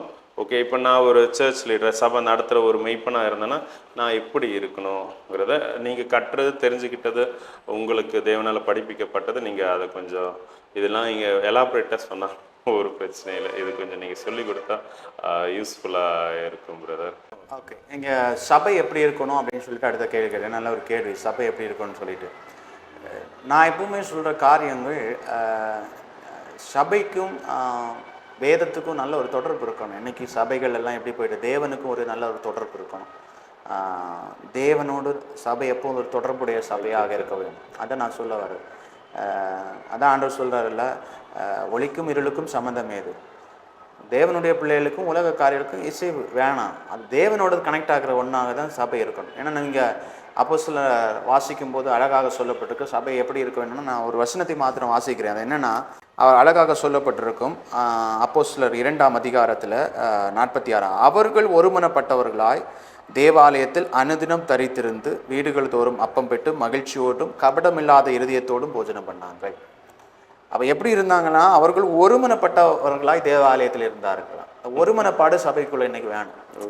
அது ஒருமனப்பாடு வேணும். இன்னைக்கு சபைக்குள்ளே வந்து நீ பெரியவனா, நான் பெரியவனா, நீ உன் ஆளு பெருசா, என் ஆளு பெருசா, அவன் பெருசா, இவன் பெருசா, நான் டாக்டர், நீ இன்ஜினியர், நான் அவன் இவன், அவன் நீ சபைக்கு போகிறதே வேஸ்ட்டுன்னு நான் சொல்கிறேன். நீ எதுக்கு அப்படிப்பட்ட குணத்தை உடையவன் சபைக்கு நீ எதுக்கு போகிறேன்னு நான் கேட்குறேன். அப்படிப்பட்ட எதுக்கு போகிறாங்க? தேவையில்லை. அப்படிப்பட்ட ஆண்டவர் அதுக்கு சொல்ல, நீங்கள் சபைன்னு ஒன்று வரும்போது அங்கே ஆண்டவர் அதான் சொல்கிறாரு, நீங்கள் தேவனால் மீட்கப்படும் போது அங்கே ஆனந்தம் இல்லை, பெண் எல்லாரும் இங்கே ஒன்றா இருக்கிறீங்க, ஒரே ஃபேமிலி. நீங்கள் ஒருமித்து இருந்து அவன் அழகாக சொல்லப்பட்டிருக்கான். அவர்கள் எப்படி இருந்தார்கள்னு சொல்லிட்டு 42 அப்போஸ்தலர் எப்படி இருந்தாங்கன்னா, அப்போஸ்தலர் உபவாசித்திருந்தார்களாம், அப்பம் பெட்குதலும் ஜெபம் பண்ணுதலும் உறுதியாய் தரித்திருந்தார்கள். அப்போ சபை எப்படின்னா, இந்த ஒருமனப்பாடு வேணும், ஒரு ஜபிக்கிற சபையாக இருக்கணும், ஆவியில் வளர்கிற சபையாக இருக்கணும். அதான் வசனம், ரட்சிக்கப்படுகிறவர்களை தேவன் அனுதினம் சபையோடு சேர்த்து கொண்டிருந்தார். இன்னைக்கு யாரை சபையோடு சேர்க்குறீங்க? ரட்சிக்கப்படுகிறவனை தான் சபையில் சேர்க்குறீங்களா, இல்லை இந்த காசு கொடுக்குறவனை சேர்க்குறீங்களா? அதுதான் கேள்வி. நான் கேட்குறதா, நீங்கள் ரட்சிக்கப்படுகிறவனையும் ஆண்டவர் சேர்த்துக்கிறேன் அப்படின்னு. என்ன ரட்சிப்பு? பாவத்திலிருந்து விடுதலையாக்கப்பட்டு தேவன் எனக்காக இரத்தம் சிந்தினார், அந்த பாவ உணர்வு எடுத்து ஞானஸ்தானம் பெற்று நீ சபைக்குள்ளே வரணும். அப்போ ஆண்டவருடைய பிள்ளைகளா. இன்னைக்கு அப்படியெல்லாம் கிடையாது. சும்மா திருமணமாக போதா என்ன, போ ஞானஸ்தானம் கூட சபைக்குள்ளே சேர்த்துரு, அவ்வளவுதான். இல்லை வேற ஒன்று வருதா, 10 பேரை சேர்த்து ஆளை கூட்டிடு, அது கேவலம் தான் நான் சொல்லுவேன். சபை இன்னைக்கு அப்படி மாறிக்கொண்டு இருக்குது. அப்போ நம்ம என்ன சொன்னோம், ஆண்டவருடைய பிள்ளைகள் இந்த ஒருமனப்பாடு முதல்ல வேணும். அந்த ஒருமனப்பாடு நாம மீட்கெடுக்கப்பட்டகள் சகோதர அதை நான் நிறைய சர்ச்சில் சொல்லுவாங்கல்ல, நீங்கள் எல்லாரும் சகோதரன் சகோதரிகள் அப்படின்னு சொல்லுவாங்க. ஆனால் இன்னைக்கு அநேக சர்ச்சில் இது வார்த்தையா, வாயில் வடை சுட்டுறது மாதிரி தான், வாய் வார்த்தை தான். உள்ளுக்குள்ளே என்னென்னா, அவன் வந்துடக்கூடாது, இவன் வந்துடக்கூடாது, இவன் வந்துடக்கூடாது. நிறைய நான் கேள்விப்பட்டிருக்கேன், அவன் சர்ச்சுக்கு வர்றதுனால நான் சர்ச்சுக்குள்ளே வர மாட்டேன் அப்படின்னு சொல்கிறவங்க நிறைய பேர் கிறிஸ்தவர்களாயும் பெரிய பெரிய பதவிகளிலும் பெரிய மேதாக்களுமா இருக்கிறாங்க. பாஸ்டர்ஸே இன்னைக்கு அந்த நிலையில தான் இருக்காங்க. நிறைய சர்ச் பாஸ்டர்ஸ், அவன் பெருசு இல்லை, இவன் சரியில்லை, அது சரியில்லை, இது சரியில்லை. அப்படி இருந்தால் சபை வளரவும் சரி. இன்னைக்கு நான் சொல்றது, சபை வளராததுக்கு மெயின் காரணம் இது, அந்த ஒருமனப்பாடு இல்லை. டினாமினேஷன், அந்த டினாமினேஷன் பெருசா, இந்த டினாமினேஷன் பெருசா, நீ பெருசா, நான் பெருசா, இதுதான் போயிட்டு இருக்கு. அதான் சொல்றாங்க, ஒரு ஒருமித்து இருந்தார். அப்போ என்னன்னா, சபை வளர்ந்துச்சு. அப்போ வாசிக்கும் போது அந்த சபை வளர்ந்துச்சு, சபை பெருகி கொண்டே இருந்துச்சு, அவங்க வளர்ந்து கொண்டே இருந்தார்கள். ரட்சிக்கப்படுகிறது அனுதினம் சேர்க்கப்பட்டு கொண்டே இருக்கு. இன்னைக்கு என்ன, இருக்கிறவன் போயிட்டு இருக்கிறான் சபையில இருந்து. இன்னைக்கு இருக்க சிச்சுவேஷன், இருக்கிறவன் போயிட்டு இருக்கிறான், சபையில யாருமே இருக்கு. அப்ப அவ சேர்க்கப்படுகிறவர்கள் அதுக்கு எப்படி இருக்குன்னா, நீங்க சபை. அதான் வேதத்துல நான் இந்த வசனம் வாசிக்கும் போது ரொம்ப அழகாக பிடிச்சி எப்படி இருந்தார்களாம். இதை தேவனை துதி 47ஆம் வசனம் இருக்கும் அப்போ 2ல், தேவனை துதித்து ஜனங்கள் எல்லாரிடத்திலும் தயை பெற்றவர்களாயிருந்தார்கள். தேவனை துதிச்சுட்டு எல்லாட்டையும் அவங்களுக்கு மேல ஒரு நல்ல ஒரு ஒப்பீனியன் இருந்துச்சு. சபைக்கு போறவங்கப்பா அவங்க மேல ஒரு தயவு வந்துச்சு. ஒரு அந்த ஒப்பீனியன் இப்ப நம்ம ஜனம் மேல இருந்ததுன்னா எல்லாருமே கிறிஸ்துவ. நான் தான் சொல்றேன், இன்னைக்கு சபைக்கு போறவங்க மேல அந்த ஒப்பீனியன் வரணும். எப்பா இவங்க அந்த சபைக்கு போறவங்க நல்லவங்க, அப்பா இவங்களை பார்த்து நம்ம அந்த சபைக்கு, நான் எப்பவும் சொல்றேன், கண்டிப்பா நம்ம அந்த சபைக்கு ஆசை வரணும். இந்த நம்ம அவங்க வாழ்க்கை மாதிரி இருக்கு, அவங்க வாழ்க்கை சூழல் நல்லா இருக்கு, அவங்க நல்லா இருக்காங்க, ஒரு நல்ல ஒரு இதா இருக்காங்க, அது நம்ம அந்த சபைக்கு போகணும் அப்படின்னு சொல்லி ஒரு உணர்வு வரணும். இது அப்படி கிடையாது. ஏன்னா சபைக்கு போறவனே பேசுறது கிடையாது, பக்கத்துல பேசுறது கிடையாது, அதை செய்யறது இது செய்யறது கிடையாது. எல்லா ஜனத்துக்கும் ஒரு நிம்மதி சந்தோஷம் தேடுறாங்க. நம்ம கிட்ட இருக்கு, அவர் கொடுத்துட்டாரு, அதை வெளிப்படுத்தினா கண்டிப்பா வரப்போம். அவ்வளவுதான் நான் சொல்றேன். நம்ம ஆளுங்களுக்கு இல்லைன்னு நான் சொல்றேன். இவங்களுக்கு ஒரு பார்க்கும்போது அந்த சபையில சேர்றவங்களுக்கு மேலே ஒரு ஈர்ப்பு இருந்துச்சு. இவங்க போறாங்க போங்க, அப்ப அங்க சேர்க்கப்பட்டு கொண்டே இருந்தாங்க. இன்னைக்கு என்னன்னு சொன்னா உள்ளே சர்ச்சுக்குள்ளே சண்டைகளும், சர்ச்சுக்குள்ளேயே போலீஸ் வருது, சர்ச்சுக்குள்ளே கொடியை தூக்குறாங்க, சர்ச்சுக்குள்ளே அடி வைக்கிறாங்க, நீ பெருசுனா. அப்ப இது வெளி மக்கள் பார்க்கும்போது என்ன செய்யணும், அவங்களோட நம்ம பரவாயில்லைன்னு தான் எண்ணம் வருது. ஏன்னா சபைக்குள்ளே சண்டை போட்டுட்டு 2 பிரிவு 3 பிரிவு 4 பிரிவு, நான் அநேக சபைகளுக்கு போகும்போது வருத்தமாகவே இருக்கும். நீ அது சரியில்லை, இது சரியில்லை, அது சரியில்லை, அவங்க 4 பிரிவு, அவர் வந்தால் இவருக்கு பிடிக்காது, இவர் வந்தால் அவருக்கு பிடிக்காது. ஸோ இது மாற வேணும். அவர்கள் ஒருமனப்பட்டு இருந்தார்கள். ஜெபிக்கிற சபை, நான் சொல்ல வந்த மெயின் இம்பார்ட்டன்ஸ் என்னன்னா, ஆவியில வளருகிற சபையா இருக்கணும், ரட்சிக்கப்படுகிற சபையா இருக்கணும், ஜபிக்கிற சபையா இருக்கணும். இன்னைக்கு ஜபம் சபைகளை குறைஞ்சிட்டே வருது, அநேக சபைகளை ஜபம் குறைஞ்சிட்டே வருது. இப்போ இம்பார்ட்டன்ஸ் எதுக்கு கொடுக்குறாங்கன்னா, நம்ம லேண்ட் வாங்கலாமா, சபை மூலமா ஸ்ட்ரக்சர், அது வேணும், நான் வேணும்னு சொல்லு. ஆனா மெயின் எது, உங்களுக்கு ஜபம் இருக்கணும், உங்களுக்கு ஆவிக்குரிய வளர்ச்சி இருக்கணும், ஆத்துமாக்களை கொண்டு வரணும். இதெல்லாம் உங்களுக்கு உதவிக்கு சைடில் இருக்கு. ஆனால் இப்போ மெயின் ஃபோக்கஸ் எதுவாக இருக்குன்னா, லேண்ட் வாங்கலாமா, மண்டபம் கட்டலாமா, இல்லை சமீபத்தில் நான் கேட்டேன், ஏதோ வந்து பெரிய காம்ப்ளெக்ஸ் கட்டி பெரிய பிஸ்னஸ் வந்து அதில் ஏதாவது நம்ம இன்கம், சர்ச்சில் இன்கம் எடுக்கணும். அது இன்கம் எடுக்க வேண்டிய இடம் கிடையாது. ஆக்சுவலி அது வந்து இன்னைக்கு தேவனை கனெக்ட் பண்ண வேண்டிய இடம், நீங்கள் பரிசுத்தமாய் காத்துக்கொள்ள வேண்டிய இடம், தேவனுக்கு ஆயத்தப்படுத்த வேண்டிய இடம், நீங்கள் ஒருமித்து இருக்க வேண்டிய இடம். அப்போ இருக்கும்போது தான் சபை வளரும். அப்படி சபையாய் மாற வேண்டும் அப்படின்னு என்னோட ஆசை. நான் சொல்லிட்டு வரேன். Okay okay, super brother, super. ஆக்சுவலாக நீங்கள் ஃபஸ்ட்டு ஒருமனப்பாடு சொன்ன உடனே எனக்கு என்ன ஞாபகம் வந்ததுன்னா, ஒரு உலக மனுஷன், கவர்மெண்ட்டே, ஸ்கூலு, காலேஜ் எல்லாருக்கும் அந்த பாகுபாடு தெரியாமல் பிள்ளைங்க வளரணும்னு யூனிஃபார்ம் கொடுத்துருக்காங்க. ஓகே, அவங்களுக்கு அந்த நகை எதுலேயும் அவங்க உள்ள அந்த பாகுபாடு வந்துடக்கூடாதுன்னு 10-12 வருஷம் ஸ்கூலில் இருந்து படித்தாலும், நம்ம ஆளுங்க சபைக்குள்ள வரும்போது நான் நிறைய காணிக்க கொடுக்குறேன், நான் இந்த ஆளுங்கிற அந்த கேஸ்ட் வைஸும் சரி, அந்த ஃபினான்ஷியல் அநேக இருக்கு. அதான் நான் சொன்னேன், நான் நிறைய சபைகளில் நீங்கள் சொல்கிற மாதிரி வந்து என்னென்னா, பெருசாக நம்ம ஆண்டவனும் வலது கை செய்வது இடது கை அறியாத இருக்கட்டும் அப்படின்னு சொல்கிறார். ஆனால் இன்றைக்கி என்ன சொல்கிறாங்கன்னா, நான் இதை கொடுத்துருக்கேன்னு பெரிய பெரிய லெட்டரில் எழுதி வச்சாதான் அவங்களுக்கு மனசு தாழும்.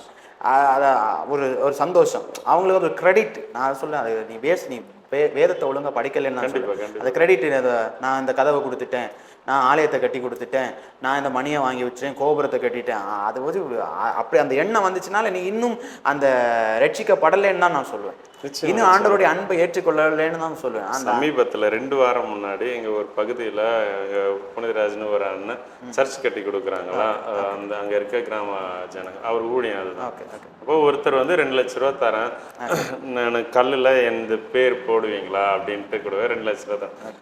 இவர் என்ன சொன்னாருன்னா, உங்க குடும்பத்தோட பேரே கொடுக்குற, முதல்ல பணத்தை கொடுக்கணும் அப்படின்னு சொல்றாரு. அதாவது அவர் ரொம்ப சந்தோஷம். அப்படியா, அப்போ குடும்பத்தோட எல்லாருடைய பேர் போடணும்னா எவ்வளவு கொடுக்கணும்? இவர் அந்த 2 லட்சம் கொடுத்தாச்சு, இங்க இவருக்கும் கல்லடிக்க இது பண்ணியாச்சு. அப்ப மைண்ட் எப்படி இருக்கு, என்னுடைய பிரஸ்தாபம், அது பெருமை. ஆக்சுவலி அந்த ஒரு பெருமை நாவி வந்துருது இல்ல, அதான் ஆண்டவர் சொல்ல, பெருமை உள்ளவர்களுக்கு தேவன் எதிர்த்து தான் நிற்கிறாங்க, உங்க தயவு உங்களுக்கு கிடைக்காது, நீங்க இது பண்றது வேஸ்ட்ன்னு தான் சொல்ல. நீங்க அப்படி பண்றது வேஸ்ட். இது எதுக்காக போடுறாங்க, நான் கொடுத்தேன், என் தலைமுறை கொடுத்தேன்னு தெரியணும், 10 பேருக்கு தெரியும். ஆண்டவர் என்ன சொல்லுவாங்க, வலது கை தெரியறத இடது கை தெரியாம செஞ்சுட்டு போயிடு. இந்த உலக மனுஷன் செஞ்சுக்கலாம், அவன் 10 பேர் செய்யறதுக்கு வேண்டிய பிரஸ்தாவப்படுத்தி கொண்டு இருக்கான், நீ சைலண்டா இருந்துரு, அவ்வளவுதான் ஆண்டவர் சொல்றேன். ஆனா இது அப்படி கிடையாது. நம்ம பண்றது தெரியணும், என்ன பெருசா பேசணும், நான் சர்ச்சில் உயர்வா இருக்கணும், நான் கொடுத்ததா இருக்கணும், அதை பெருமை பீத்தாங்கி அடிக்கிற மாதிரி இன்னைக்கு விசுவாசிகள் இருந்து கொண்டு இருக்கிறாங்க. ஆக்சுவலா இதெல்லாம் நான் சின்ன வயசுல எனக்கு தெரியாது. சர்ச்சுக்குள்ளேயே தான், அப்பா அம்மா கிறிஸ்டியன், தாத்தா பாட்டி கிறிஸ்டியனா தெரியாது. நான் ஹிந்து கோயிலில் பார்த்துருக்கேன், இவர் 25,000 ரூபாய் கொடுத்தாருன்னு சொல்லி பெருசாக லிஸ்ட்டாக போட்டு இருப்பாங்க கல்லில். ஓகே, அதை பார்த்துருக்கேன். ஆனால் ஊழியத்துக்கு வந்ததுக்கப்புறம் இதெல்லாம் கவனிக்க வைக்கிறாரு. இப்போ எப்படி எஸ்ஐக்கில் கொண்டு போய் ஒன்று காட்டுற மாதிரி எல்லாத்தையும் பல்வேறு சபைகளில் காட்டுறாரு. அப்போ தெரியுது என்னடா இதெல்லாம் சொல்கிறாங்களே, அந்த டொனேஷன் காசு இவ்வளோ காணிக்க இந்த நபர் கொடுத்தாங்க, அது வேற அந்த பேரு கூட ஜாதிலாம் கூட ஒரு சிலர் போட்டுறாங்க. பேரு நிறைய பேருக்கு அப்படி இருக்கு, அவங்களுடைய படிப்பு, பேரு, பதவி எல்லாம் போட்டு வாசிச்சாதான். ஏன்னா சமீபத்துல நீங்க சொல்லும் போது ஞாபகம், சமீபத்துல ஒரு சபையில ஒருவருடைய படிப்பை சொல்லாம வாசிச்சதுனால சண்டை. என்ன எப்படி வரும், அவங்களுக்கெல்லாம் பேரு, அவங்களுடைய படிப்பு எல்லாம், டிகிரியை சொல்லி வாசிச்சிங்க, ஏன் டிகிரியை ஏன் சொல்லலை? இப்ப பேரு வாசிக்கிறேன், என்ன பொறுத்த நான் பேரு வாசிக்கிறது பெரிய விஷயம். அதுல உங்க டிகிரி போட்டானே, டிகிரி போடாம போய் வாசினேன். அப்ப இது என்ன பெருமைனா, சமீபத்துல தேவனை அறியாத ஒரு மனுஷன் என்கிட்ட பேசிட்டு இருக்கும்போது சொல்றாரு, நான் ஒரு டிராவல் பண்ணிட்டு இருக்கும்போது அவர் என்கிட்ட சொல்றாரு, ஒரு சர்ச்சை காட்டி சொல்றாரு, ஒரு சர்ச், பெரிய சர்ச், அது கோபுரம் பாத்தீங்கன்னா நல்ல ஹைட்டா இருக்கு. இப்போ என்னன்னா அங்க பக்கத்துல இருக்க சர்ச்சுக்கு இதுக்கு என்ன சண்டைன்னா, உன் கோபுரத்தை விட இந்த சர்ச்சினுடைய கோபுரத்தை நான் ஒசத்துவேன் அப்படி கட்டிட்டு இருக்கிறாங்க. அந்த கோபுரம் அது ஒரு பெரிய கோபுரம், அதை விட நான் மேல கொண்டு போவேன்னு சொல்லிட்டு 2 சர்ச்சும் போட்டி போட்டு கோபுரத்தை ஹைட் பண்ணேன். நான் இப்படி கோபுரத்தை கட்டுறதுனால இப்போ உன்னால பரலோக ராஜ்யம் போக முடியுமா? இங்க இருக்கிற ஆளை ஆவியில வளர்த்தனா அதுதான் நான் சொல்ல வரேன். இப்ப இதே தான் பண்ணாங்க பழைய ஏற்பாடுல. நீங்க வாசிக்கும் போது நமக்கு பேர் உண்டாக்குவோம் வாருங்கள் என்று வானம் உயரத்தட்ட ஒரு கோபுரத்தை கட்டுவோம்னு சொல்லிட்டு போனாங்க. ஆண்டவர் கோபத்தை எல்லாத்தையும் தாறுமாறாக்கிட்டார். நான் தான் சொல்ல, இன்னைக்கு அதே நடந்துட்டு இருக்கு.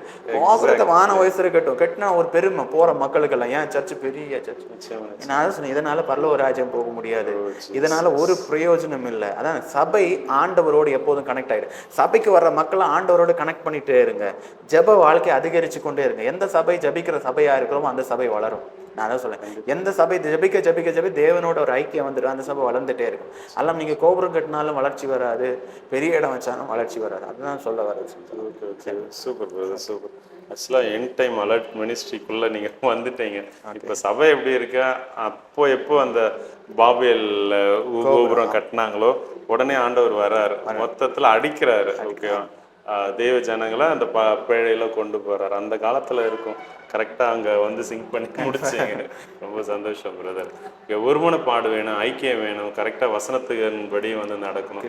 தேவனோட ஒப்புரவாய் உள்ள சபை, இதுல ஏற்றத்தாழ்வு, அதுவும் புறஜாதியாருக்கும் நம்மளும், இது நிறைய நானும் பார்க்குறேன். நீங்க சொல்லும் போதுதான் ஒன்னொன்னா அப்படியே ஞாபகம் வருதாமா.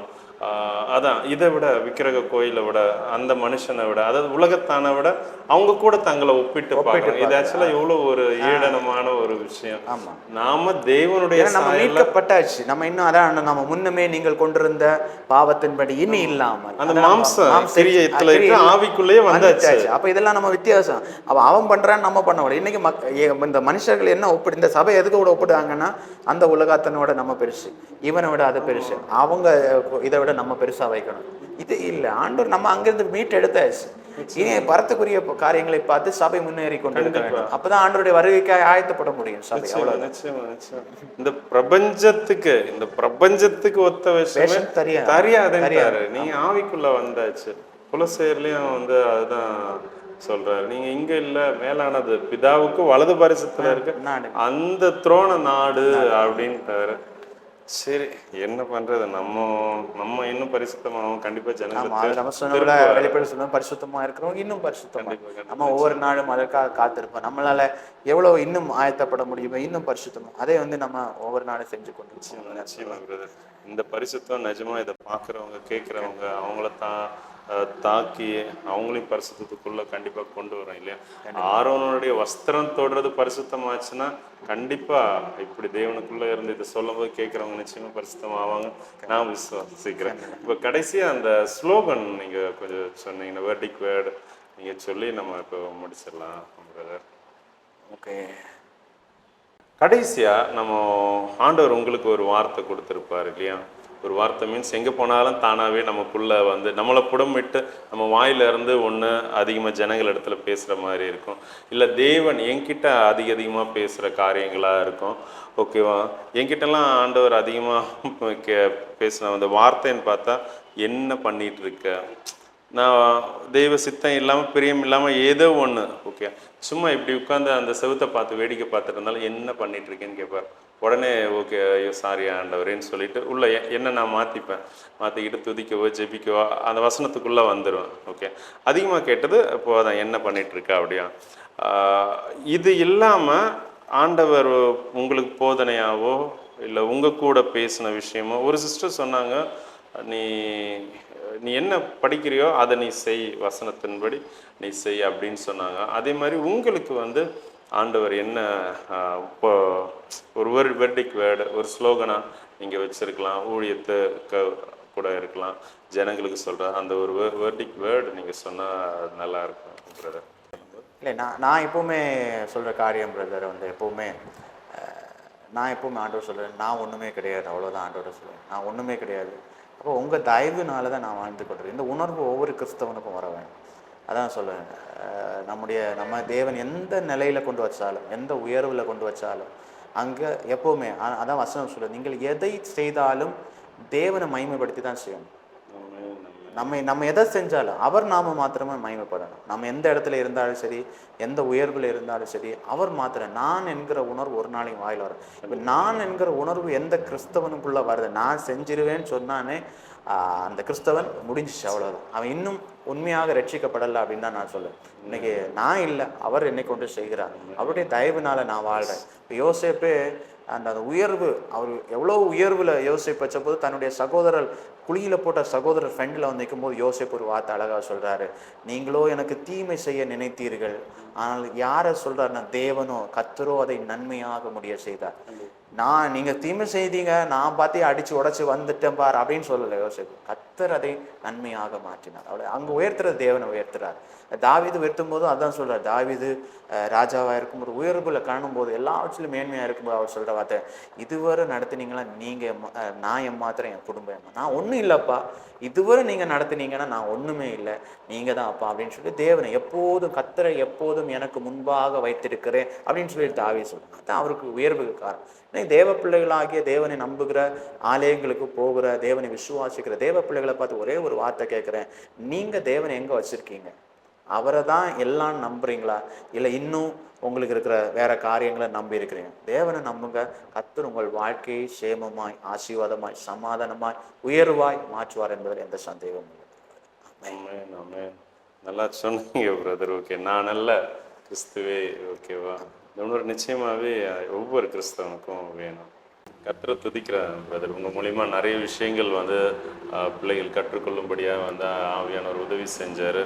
அப்போது இதை பார்த்துட்டு இருக்க உங்களுக்குமே, நீங்கள் ஊழியராக இருந்தீங்கன்னா ஓகே, முழு நேர ஊழியத்தில் இருந்தீங்க, இல்லை ஊழிய வாஞ்சியோடு இருக்கிறவங்க கூட காஸ்பல் டிவியில் நிறைய ப்ரோக்ராம்ஸ் இருக்குது. ஓகே, உங்களுக்கு வாய்ப்பு அளிக்கப்படும்.